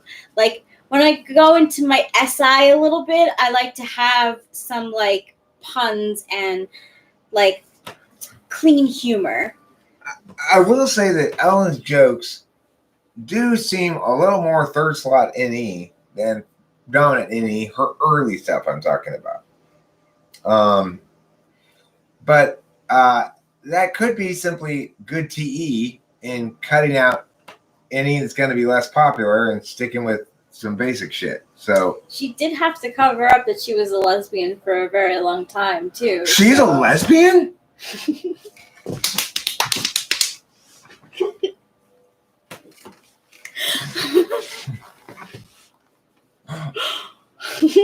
Does she seem like someone who has more shame than guilt? That's an excellent question to ask about Ellen. I don't know if you're asking Ethan about Ellen, but I'm going to ask that question to Rachel. Does Ellen seem like someone who has more shame than guilt, or guilt than shame? I guess you replace shame with embarrassment. Is she more embarrassed, or does she feel like she's responsible, really? No. She doesn't really feel responsible? No. You don't think she's actually owning anything, whatever her public statements? She's apologized already, I believe. But do you think it's just bullshit, or do you think she actually is reevaluating her? Oh, shit? No. I mean, it's going to be... This is not news to me. I knew this for a long time. She's had a reputation for not being the host with the mostest to certain people. Like, there's this. Here's one thing that really suggests sixth slot Effie and not dominant. I read an article the other day about how she went to go.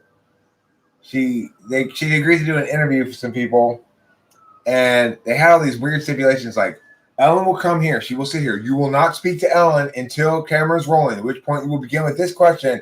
And then, at no point should you look Ellen in the eyes. There's things like Kim Jong-un shit or whatever. Yeah. Doesn't seem like dominant Effie. No. That's demonstrative. Insisting on forcing Effie shit on everybody and not caring whether it's good or bad. Yeah. I've seen clips of her with celebrities where she'd be on the mic with them, right? So they're not actually in person. They're talking to her through a mic, and the person will mess up, but they'll try to improvise, and she'll actually make fun of them a little bit that they messed up. She'd be like, yeah, that's what I said. Right. And I was always like, oh, that's not really that funny. You're kind of being mean. I would love to get interviewed by. I'd love to go on Ellen and have her be all haughty before the show and stuff. And me see this demonstration of this shit. And if you're looking for one, everybody makes a mistake. Exactly. Including her.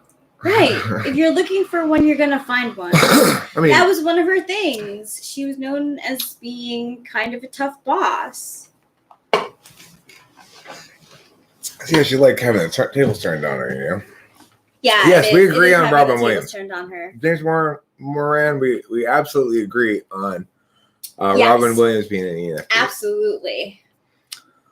He's a really great version of, or example of sad ENFP. story. Very sad story. Sad that he killed himself. And I don't. Does anybody really know why? I have a hypothesis. All right, let's hear your because hypothesis. I'm a big Robin Williams fan since I was a kid. He did some really tough, dramatic roles at the end of his life.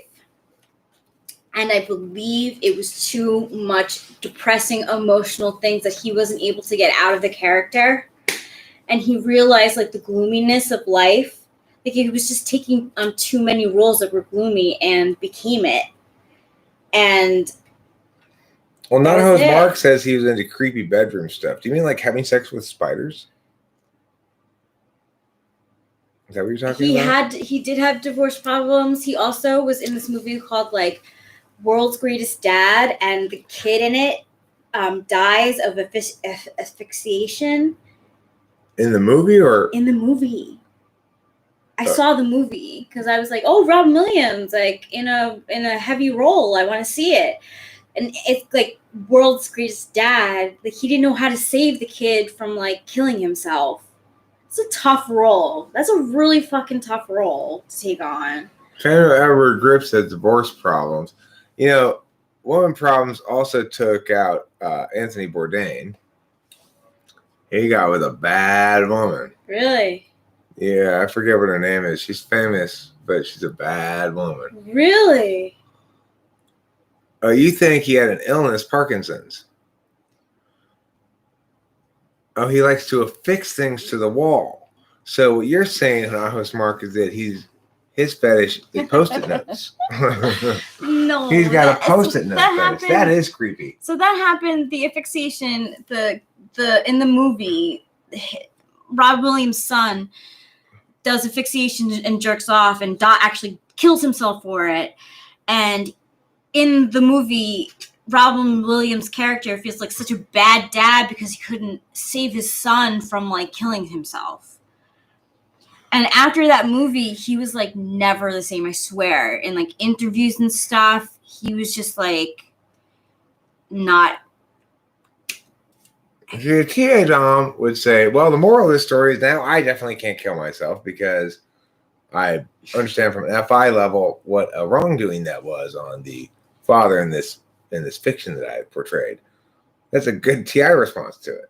If he kills himself after being really depressed by a suicide story, well, then he's missed the moral of the story entirely, hasn't he? He's not learned what he's supposed to learn from that. Behind every dead man there's a bad woman. Not every dead man. No, not every dead man. Some dead men are walking.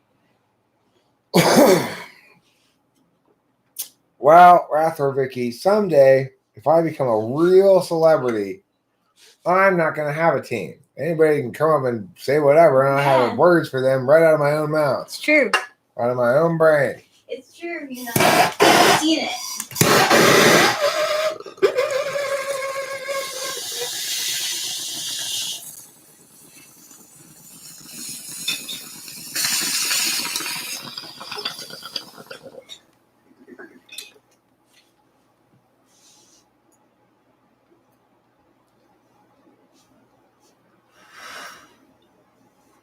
Well, it's a good reason not to have better SI. So you know the Lindy? I recognize it as you're doing it. I wouldn't have been able to demonstrate it as you just asked me what it looked like. But now that I see you doing it, I go, yeah, okay, I know what you're talking about. That's a cool dance. It's a flapper dance. It's like the one that goes like, yeah. It's the flappers wear that, right? Yeah. You should get one of those flapper hats and do that. Yeah. Or what else do flappers wear that make them look like flappers? They have those dresses that have the frill here and the frill here and the frill here. Yes, you know. Right? Yeah. Yeah. I could visualize it. I can't visualize their hat for some reason. Well, they don't really wear hats. They wear a lot of like feather, like things with feathers. Or maybe they just have a specific hairdo? Short. Short hairdo. Yeah. You already have short hair. Yeah. I was one of my first costumes as a kid. I think I was like 1 was a flapper. How does 6 slot FI compare to 4 slot FI? 4 slot FI is conscious. It matters, but it's rarely indulged in. And when a FI 4th person wants to do FI, they will, but it's a relief function. I don't want to remember all that stuff, no. So 6 slot FI countervalued. It's like Rachel will demonstrate FI as a means of making her FE fully successful. Just as to be fully successful in your TI, you have to link to some sort of utility. So too, to be fully successful in your FE, you need to link to some sort of demonstration of emotion. Thank you. Okay, I just paid this.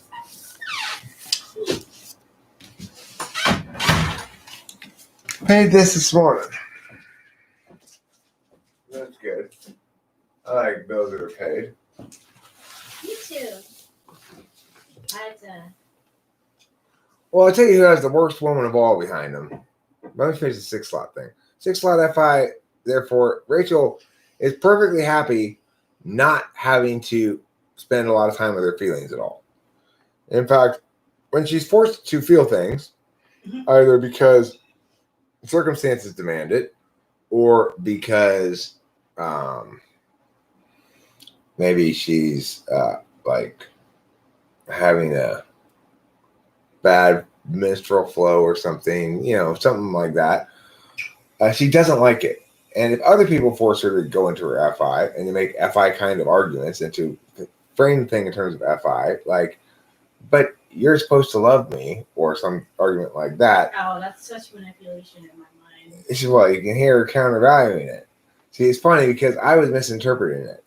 When I assumed that she countervalued FI, that meant that she didn't like to have to use FI. I didn't think that it meant actually she's worse than that. She thinks using FI like that is manipulation. Whereas to me, at the end of every argument chain, if there's nothing else left, you go for it because we're supposed to love each other, right? You're supposed to love me, I'm supposed to love you, and that's why we should do this thing. Right? I'm pretty sure. Isn't that what all the FI people say? It's like that kind of thing for me.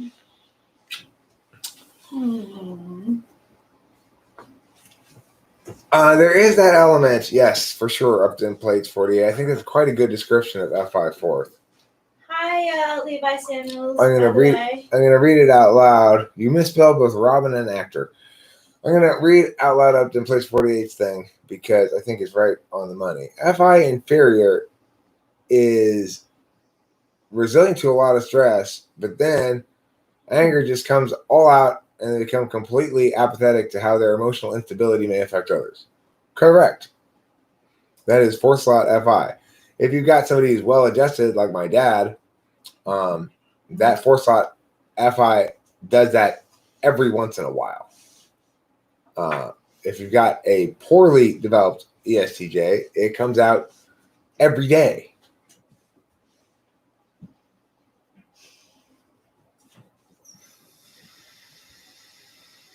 Ain't that the truth? Yeah, when my dad is in his emotions, usually he's decided to be mad at me. There's one thing. And, I asked him, well, I don't understand why you're mad at me. What did I do the other day? And he's like, it's cumulative. Like, what? Yeah. Okay, can you give me some part, some example of something in this accumulation you're talking about? It's little tiny shit, like, a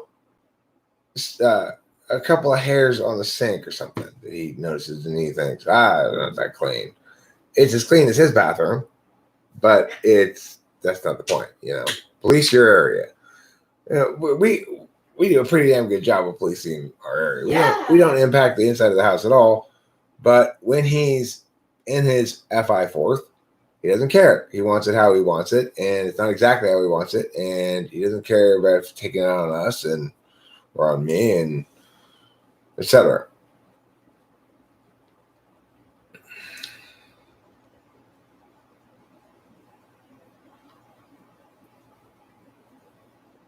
Yeah, I usually do too. Yeah, Rachel and I are both pretty quick to check ourselves if we've meowed each other's meow. Mm-hmm. ESTJ is good. NE can be very funny. I found sometimes my dad can be funny, but by and large, he's not especially funny. And his extroverted intuition, relates to a lot of stories that rather than say ideation, He's not really generating ideas about what things might mean. He's saying, he's relating something. Even if he's talking about what might be more meaning based, like analyzing war, he'll go, "Well, you see, back in '39, the Soviets were building up their defenses around blah, blah, blah, blah, in anticipation of an invasion by a different army. It was led by blah, blah, blah, blah." It really will include a lot of details with some analysis, and from what I can tell, it's not, he's not made it his own by inning it. He's made it his own by SINing it, retaining and then retelling is a way that you continue to retain more. When you say things again and again, they stick in your memory better. And so, you know, he has a lot to say, a lot of interesting things to say, almost none of which are of his own creation. Totally true. I mean, I guess his own personal stories are his own creation, but even those are his memories and the events that happened to him. Exactly. There's still something kind of objective about the data. Yes, totally objective.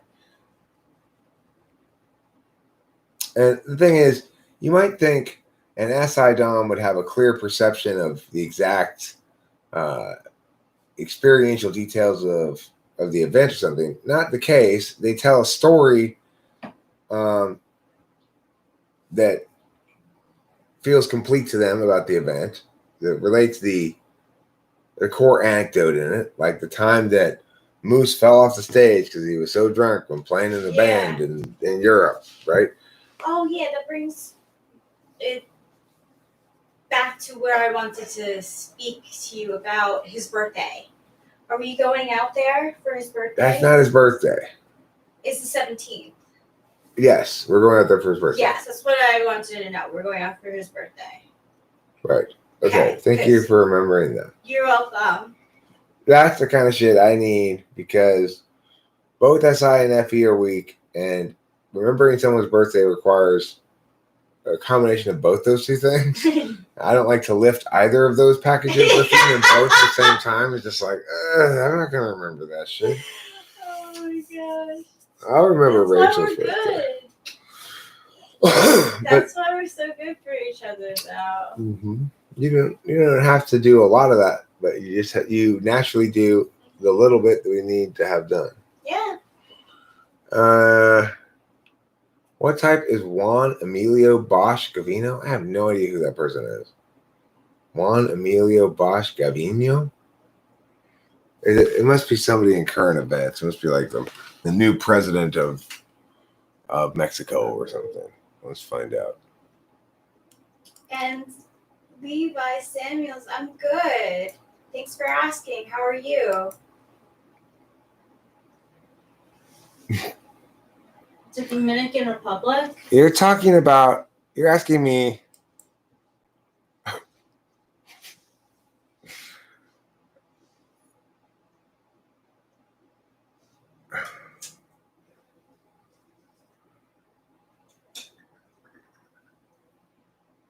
He was only president for less than 1 year in 1963. You're asking me the personality type of the 43rd president of the Dominican Republic, who served exactly 1 year in office in 1963. Why are you asking me about this guy? Yes, that is a good question. I have the same question. I see. He also participated in the Cuban, whatever.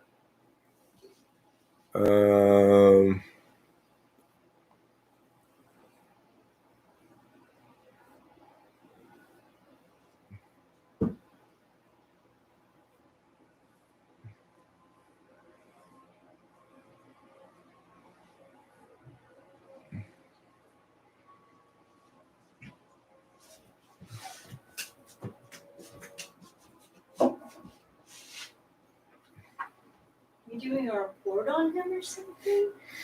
I'm just curious about him now. No, not you. The person who asked. Oh, Mark. Yeah. In May 1961, the ruler of the Dominican Republic, Rafael Trujillo, was murdered. An internal CIA memorandum states that in 1973, Office of Inspector General investigation into the murder disclosed quite extensive agency involvement with the plotters. Wow. Wow, that's right. The CIA described its role in, quote, changing the government of the Dominican Republic, quote, as a success in that it assisted in the moving of the Dominican Republic from a totalitarian dictatorship to a Western-style democracy. After 23 years in exile, Bosch returned to the Dominican Republic after Trujillo was assassinated, again in 1961. His presence was a fresh change for the Dominican Republic. He was accused by the church and conservatives of being a communist. However, they won a sweeping victory in the first free election in the country's history. He was sworn in as president in a ceremony on April 29th. He promulgated a new liberal constitution. The new document granted the people freedoms they had never known. Among other things, it declared specific labor rights, mentioned unions, pregnant women, homeless people, the family, rights for the child and the young, for the farmers, and for illegitimate children. However, Bosch faced powerful enemies. He moved to break up latifundia, drawing the ire of landowners. The church thought Bosch was trying to over-secularize the country. Industrialists did not like the new constitution's guarantees for the working class. The military, who previously enjoyed free reign, Bosch put them on too short of a leash. And in addition, the United States was skeptical of even a hint of left-leaning politics in the Caribbean after Fidel Castro openly declared himself a communist. He was overthrown after 7 months in a coup led by Elias Wesson and replaced by a three-man military junta. Bosch went back to exile in Puerto Rico. Less than 2 years later, another military rebellion demanded Bosch's restoration.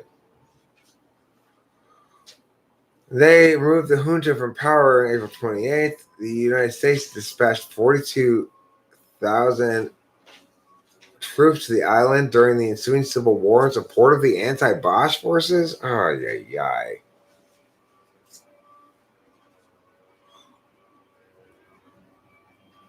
He ran a somewhat muted campaign for his safety. He was suddenly defeated.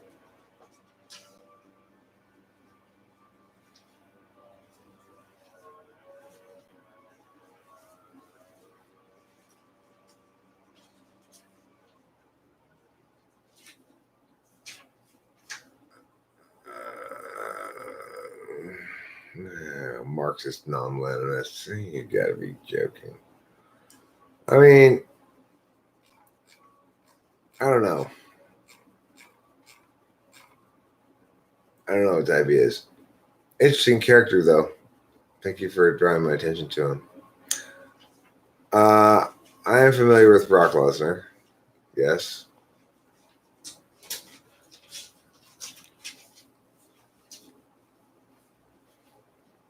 He and I teamed up to send the most Girl Scout cookies, sold the most Girl Scout cookies back when we were in brownies together. Wow.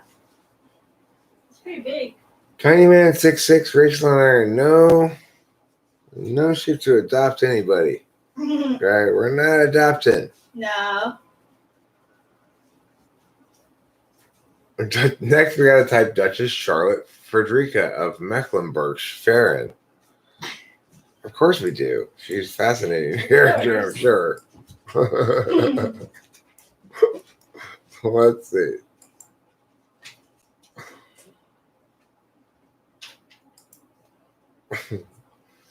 Duchess Charlotte Frederica of Mecklenburg-Schwerin was the first wife of Christian VIII from 1806 until 1810, before he became King of Norway and later King of Denmark. She was a daughter of Frederick Francis I, Grand Duke of Mecklenburg-Schwerin, and Princess Louise of Saxe-Gotha-Altenburg, the seventh of the couple's surviving children born at Ludwigslust's court. Ludwigslust? His name's Ludwigslust? Ludwigslust. Oh, it's a castle. Welcome to Ludwigslust. This is a central castle in Mecklenburg-Vorpommern, Germany, just south of Schwerin. It's part of the Ludwigslust Parcham district. Okay. On a visit to Mecklenburg, Prince Christian Frederick of Denmark stayed at his uncle's court in Schwerin, where he fell in love with his cousin. What?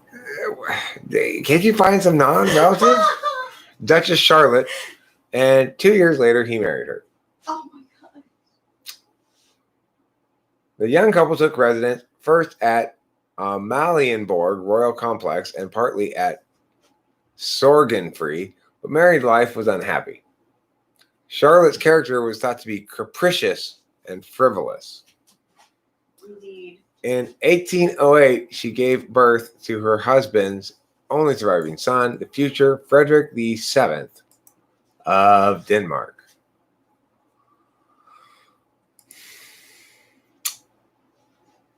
Charlotte Frederica's alleged affair with her singing teacher, Swiss-born singer and composer Edouard Dupuy, led to her removal from the court. For this reason, her husband divorced her in 1810, sent her into internal exile in Horsens, and prohibited her from seeing her son again. After the divorce, Charlotte spent the next years of her life in a palace in Horsens, in Jutland, and partly in Aarhus, where she cultivated social circles among the local bourgeoisie and had affairs with officers. Citation needed. In 1829, she moved to Denmark from Denmark to Carlsbad under the name Mrs. Van Gothen, which translates to one who spreads her legs. In 1830, she traveled to Italy, finally settling in Rome, and later converted to the Catholic faith, becoming the first of the archetypal Catholic school girls. Charlotte Frederick died in Rome in 1840. Her death was described as a relief to the court in Copenhagen, as she dreamed of someday returning as the king's mother. Frederick VII, who was only 1 year old when she had to leave him, showed great reverence towards the memory of his late mother. He collected portraits of her in his rooms at Jägersbrück Castle. And when he visited Horsens in September 1857, he officially thanked the city for the love and kindness that was shown to her. She was allegedly buried in the Teutonic Cemetery in Vatican City. Her tomb was opened on July 11, 2019, due to investigations related to the disappearance of Emanuela Orlandi case, but was found to be empty. Charlotte Frederica of Mecklenburg-Schwerin's grave was empty. It is possible that the Duchess Charlotte Frederica of Mecklenburg-Schwerin is actually still alive. And she faked her own death and is still alive, not having died in 1840 at age 55, but rather still alive today at the ripe old age of 175 or something. Wow, I bet she's one of the oldest people around. Well, People are catching up to her, though. she hangs out in the same place where Elvis hangs out. He's still alive, you know. I know it. Yeah. He's pretty old now, too. Also, I think Abraham Lincoln is still alive, maybe? I think he survived that bullet wound. That's good news. They kept it hush-hush. They didn't want people to know. They didn't want people to know? Michael Jordan is not a vampire.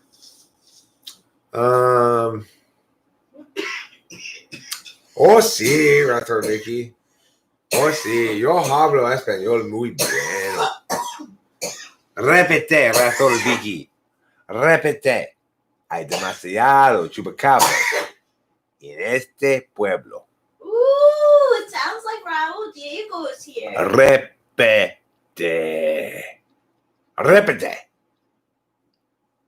Hay demasiado chupacabra en este pueblo. Pueblo. It's a proper Mexican accent. Oh, sí, señor. Este es mi pueblo. Like that. That's the most authentic Mexican accent I can do. It's totally authentic. You're trying to learn from Duolingo app? Well, they obviously got the accent wrong. Try it like this. Oh, sí, señor. Wait, how do we do it? Oh, sí, señor. Hay demasiados chupacabras en este pueblo. Oh, sí. Oh, sí. Mm-hmm. Oh, sí. Pueblo.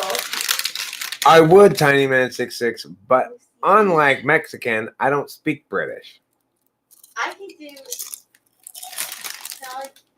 Can I do it? I feel like I can do it.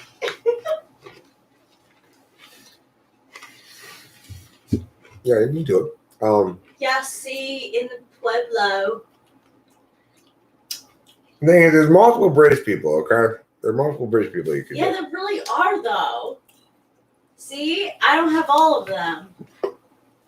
You can do old RAF pilot. Bring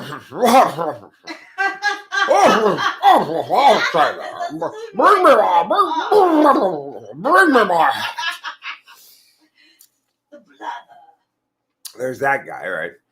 Or you could do like high society British person, like I say, I hate to be a bother. I hope you don't deem me daft or balmy, but would you mind taking this down to the law station and fetching my coat and hat? Would you? Would you mind terribly? Or you could do female, gentle female is the equivalent. You know, Arthur, please, don't be like that. Arthur, come to me, darling. Do you see? Do you feel what my bosom has? Feel my bosom. That's gentle British woman. Now, in contrast to gentle British woman, you've got low class, screechy British woman. What you doing with that paper over there, Carlton? Why have you brought me down here to the law station again? Oh, you know I don't like it. I don't. And then you've got that person's mate who is lower class British dummy, right? Like, I'm not sure what you're saying to me. I'm not very sure what you're talking about. Can you repeat what you said, Budget? My name's not Budget. It's Bridget. I'm sorry, Budget. I always called you Budget. You never call me Budget. I named you Budget. You shut up. Like that kind of thing, right?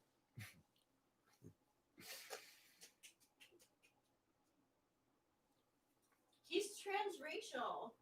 I am He's transracial. being... It's important to remember that.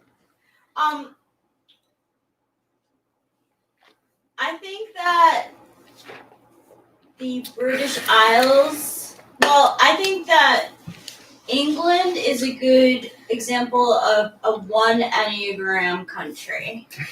England's a 1. Okay. Yeah. No, pinky out with tea. Now what about? Oh, it's raining again. Oh, it's raining. Right. Like they kind of put a B in front of it, but also they don't say the R really. It's raining again. Yeah.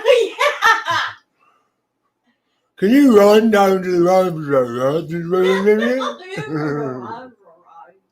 Now, what's the difference between English and Irish, though? Irish is Irish because they roll their R's. That's Scottish. Take you down to the bogs now, laddie. You got to go down there with the sheeps. With the sheeps. If you don't make the bogs with the sheeps, you won't ever get down there, laddie. Yes, yeah. I need 7 bars of Irish spring soup. That's exactly it. The Irish will beat you up for being Catholic? Okay. I'm not Catholic, though. I'm Catholic. You can beat up Rachel. No. Actually, my one mother told me that of all of Ireland, we're North Irish. So we're like, my grandpa was actually Protestant. I'm Roman Catholic though. Yeah, so yeah, I get beat up. Damn it! I am not made out of wicker, tiny Damn it. man. Okay. The thing about Irish people is they're constantly asking for two things: Guinness and Irish spring soap. I kind of like the. Can I have another pint of the Guinness? Whoa, yeah, and another bar of the Irish spring. While you're at it, Gertrude.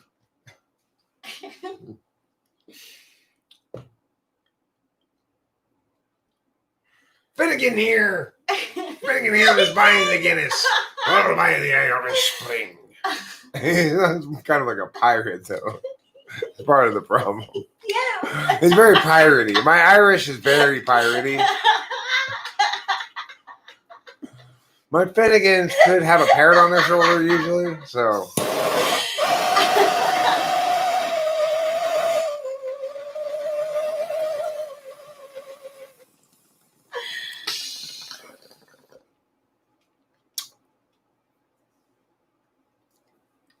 Yeah, potatoes are a very sensitive topic for the Irish crew.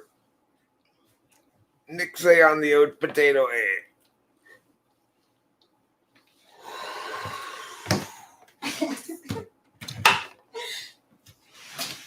And here's Canadian. What about shooting today? That's my Canadian accent. What about? I'm going out in the boat. To shoot. Yeah. I'm going out in the boat to shoot, boo. Yeah. Eh?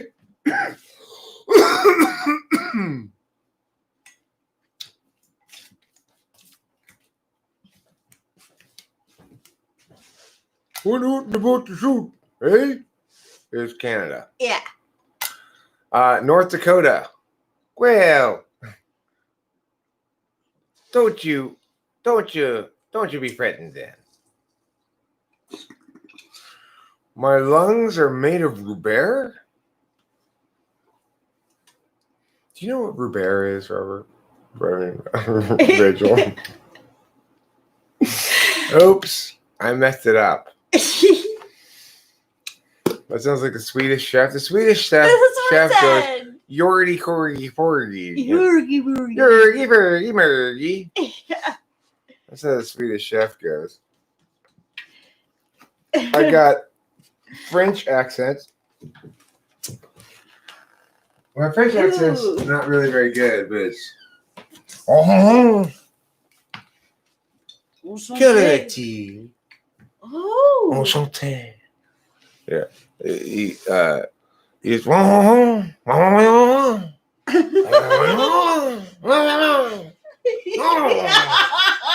like that, you know. German's pretty easy to do. Yeah, I'm the international delight. I have my German accent. I grew up in Stuttgart. I was raised in Bonn. I took my university in Berlin, and now I revisit. I'm a man of an international background. I've lived in all parts of Germany and even in Austria. That's such a one country too. Yeah.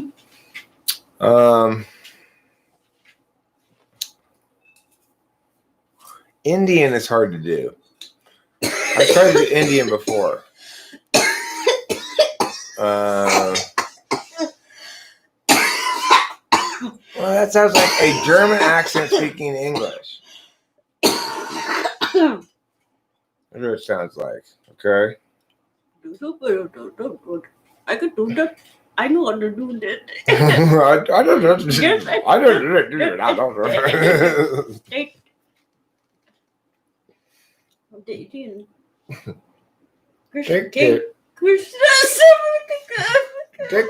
Krishna thought about go down to the goody hat. Curry. The goody hat. Goody hood. That's pretty good, Rachel. Yeah. Thank you. You're pretty good at that one. Now, Rachel, can you do Japanese girl in porn movie?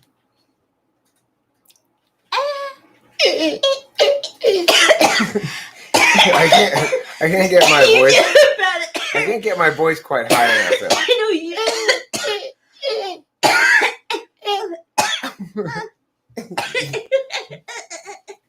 Yeah, there you go. Boom! You hear that? You got to time it a little bit more spaced out, and you got it. Rachel raised an ESFJ. You got to sound like a 2-year-old being jostled involuntarily.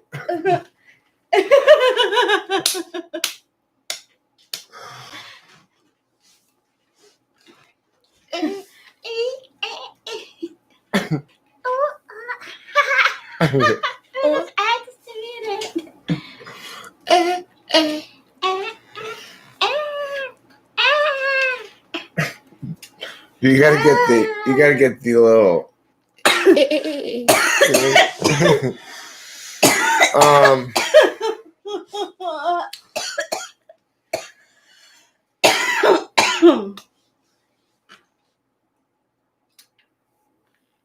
Opa. theory. Benjamin from a few months ago was an ISTJ with amnesia. Who's Benjamin from a few months ago? I don't know who that is. Me neither. What happened, PP? Are you limping? Opa Gangnam Style? Like that? Look up your own videos.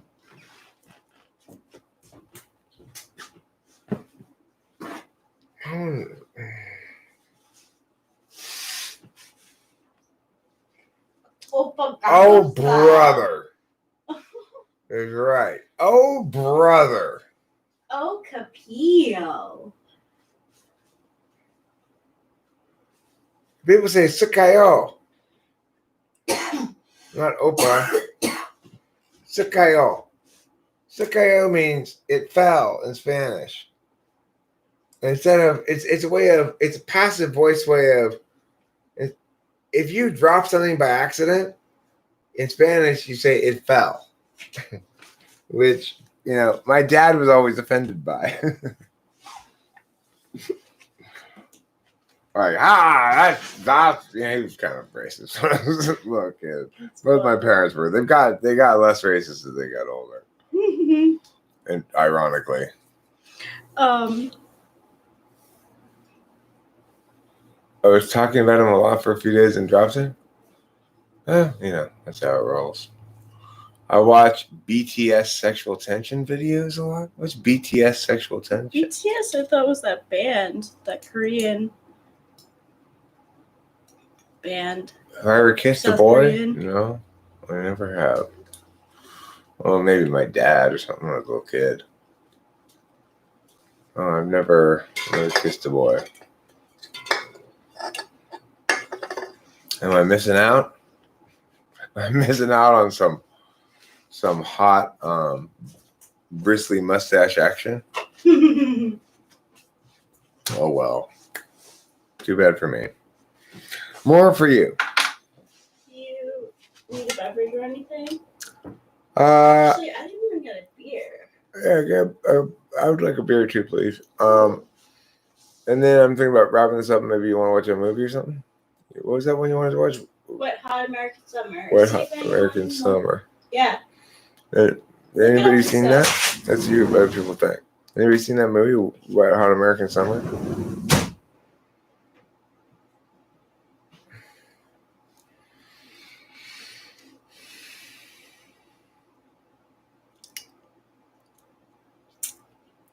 I almost feel like in this modern age of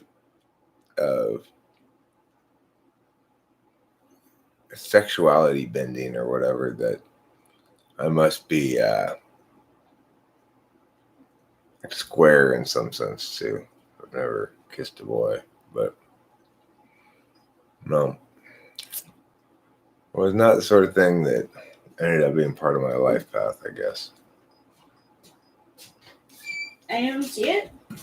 Did you like it, Lawnmower?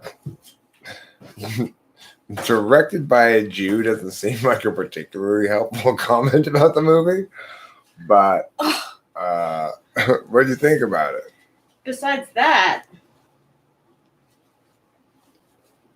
check it out. Do like a.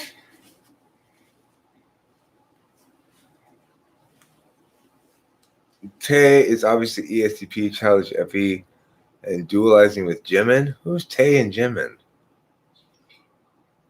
I don't know who Tay and Jimin are. I was so addicted to TWFP. I'm watching this at 1 a.m. walking through the streets. Thank you, Cloud. I appreciate your dedication. That was nice. I appreciate your involuntary dedication.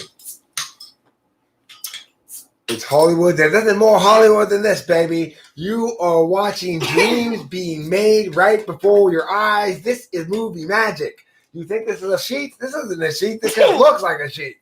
This is CGI. This is advanced CGI sheets. I'm a hologram. Yeah, you think I could get a real person sitting next to me like this? No, sir. I had to hire hologramic girls to come to my house and build one for me. She sure feels solid, like a real girl. It's funny in a dumb way, sure. I think you'll like it. I like funny in a dumb way. Yeah. Funny in a dumb way sounds perfect. Yeah. You'll know some people in it too. There's something about It's Lawnmower's acceptance of its funniness in a dumb way, sure. It makes me, that feels like a ringing endorsement. It is. It is. We are drinking non-alcoholic beer. We both don't drink alcohol. Tiny Man's not even a tiny man. Tiny Man's a girl, if I remember correctly. Yeah. Yeah. Who's Tay Tay? Who's Tay Tay? Why does everyone agree about her? What is this? Who's Jimin? Who's Tay Tay? Who's Suga? And why do everybody agree about them?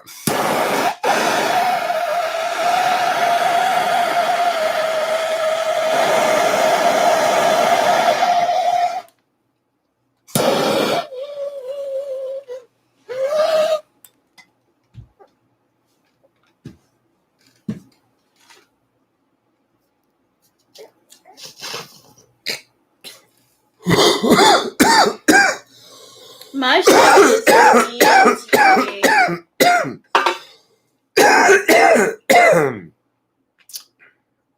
Rachel, I'm going to take a risk of this backfiring and turn this to be my fault, but did you manage to move both of the paperclip pokers in the last 5 minutes or so? Yes. Yes, I did. Do you have any They're notion where they might probably in be? the same spot. No, I think they're over there. Oh, they're over there. Yeah. Did I I do was it over using them. No, I did. I was using them. Here's one of them. That's all I really need. Is one. We'll find the other one. I'm sure it'll come up. But yes, I did manage to move both of them. Both of them? Yeah. That's cool. That's why, no, look. I'm totally blaming that cough on Rachel. If I had been able to poke it properly, I wouldn't have had that cough. That's why I'm so angry at her right now. The sick thing is that, like, I've been in a relationship where that happened. This is so ridiculous. Yeah. Right? Can you imagine? I can't anymore. So silly. Isn't it so silly? People who want to get mad about shit or whatever. Yeah, it's true, though. Masters of tools. I think you leave out the of then, Ethan, if they're that kind of tool. You say they're master tools. How Anonymous Random Zero asks, how do INTPs and ENTPs use NE differently? How do INTPs and ENTPs use NE differently.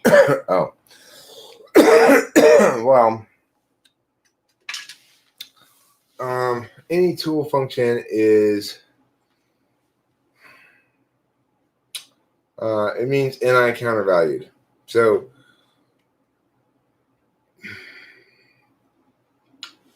it means that INTPs tend to value any, ironically, even though it's instrumental, they tend to value any for its own sake more, whereas ENTPs need to constrain their any more in order to get to where they want to go.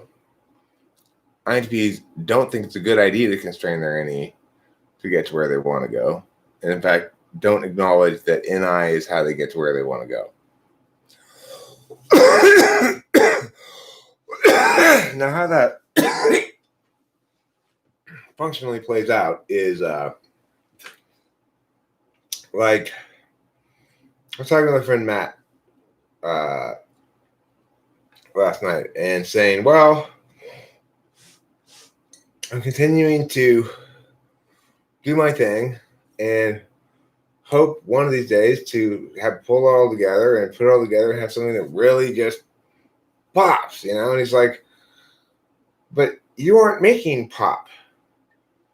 And I'm like, if it's not what I mean, a given individual track will transcend all the elements within it to become something magically and whole uniquely itself that on its own merits rises to greater accomplishment than lesser stuff does, is what I was hoping. And his notion is, well, if you wanted to do that, then you'd be trying to do that, right? But my notion is, if I want to do that, then I have to try to seek truth first and foremost and hope that happens. You can't try to do that. That's a phenomenon that happens after you've done all the work and you realize, hey, it all came together finally. Everything's like, pow, wow. Yeah. That's something you realize after you've done all the work. You can't work towards that or do anything. In fact, more effort is probably going to make it less likely. You've got to allow it to coalesce into a whole that's meaningful. I'm so INTPs don't get that NI prioritization thing. ENTPs have a hard time learning it, but are well served to learn it. Mm-hmm. And we have the capacity to learn such things because we have a unique capacity to metacognate and have our positions cascade down.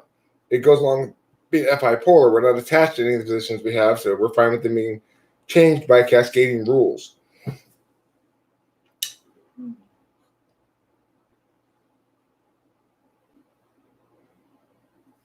So, Rachel, when I describe the sort of relationship with NI that I think it should be, that resonates with her understanding of NI and the dominant slot. Because I'm fifth slot. They're both absolute values, and we both recognize them as such.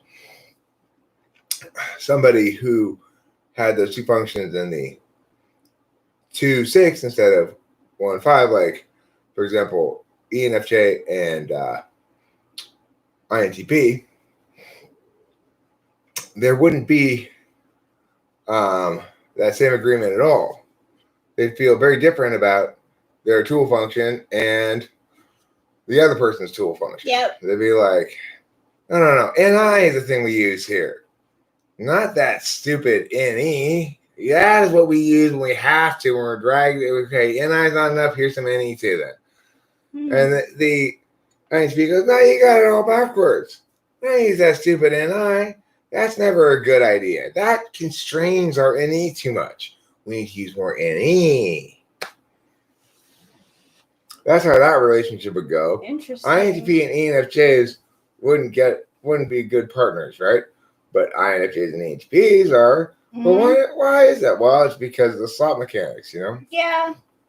I came to that conclusion too when I was drawing up the slot functions for each type. I was like comparing ours and I was like wondering why. And I was like, oh, I get it. Like,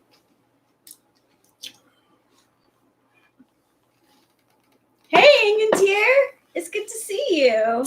And that kind of dynamic there is why I say that for judgers, you should use Socionics duality, and for perceivers, you should use the cloud described approach, which is switch everyone but the second. Is that what it is? Cloud, I think. I don't know. Yeah, switch everyone but the second. So ENTPINFJ. Yeah, switch everyone but the second.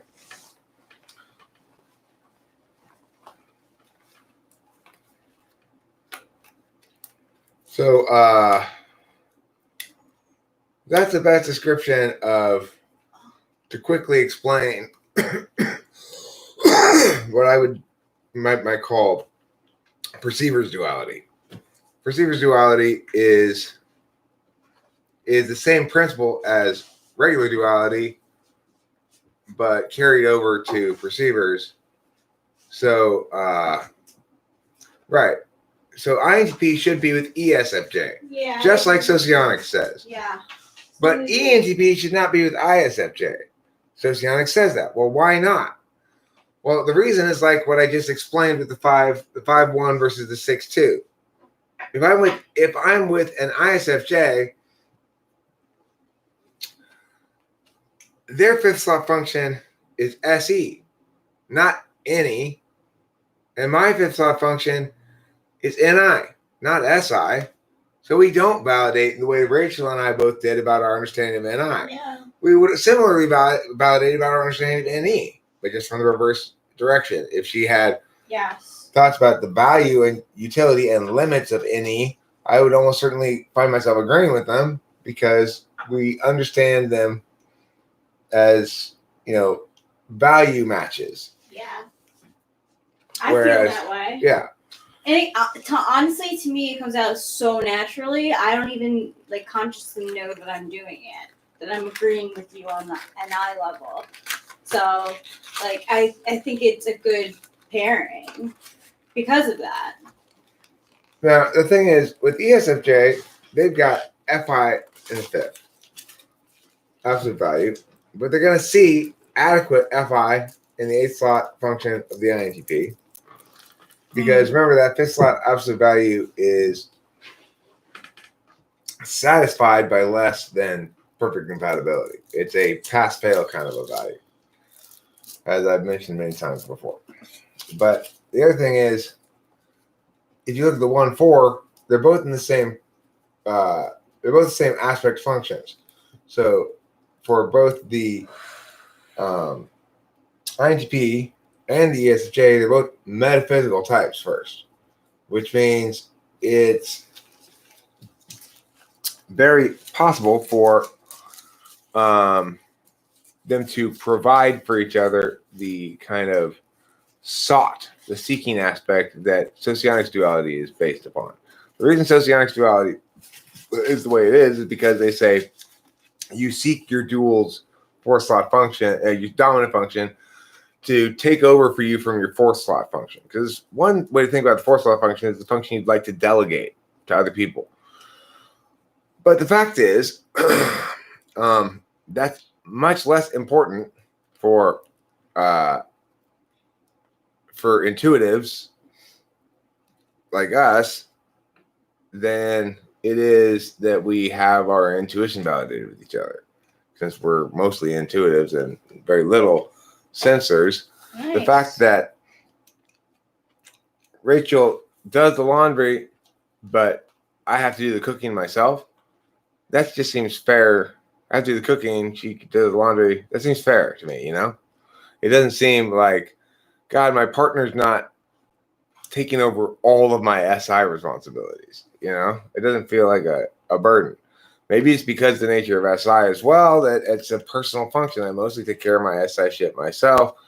The best SI assistance I can get in that regard would be like maybe a reminder or an encouragement but even that seems kind of not very useful, but I'm just saying it's like, there's not really any way she's going to help me take a bath, right? She could, but then that would be sexy time that wouldn't be taking a bath. Yeah, and when I hear that he takes a bath afterwards, I'm very happy that he did. Like, you know, like it's like, oh, I'm so happy for you because I know that's a very nice experience. I know, like, I'll do it in the morning sometimes. I'm like, you know what? I'm going to take my time and I'm going to take a bath. And it's a very pleasant experience. So because it's a pleasant experience, I'm happy that he's indulging in his SI.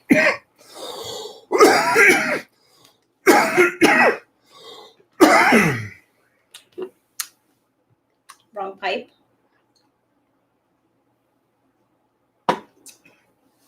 It's like there's a little bit of gatherings that I need to dislodge this kind of just below the cough range at the moment. Aha! I totally know what you're talking about. It'll clear out of there soon enough.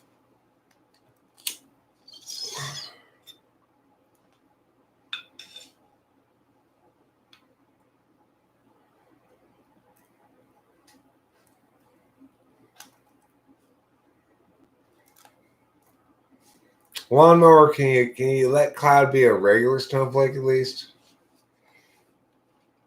Come on.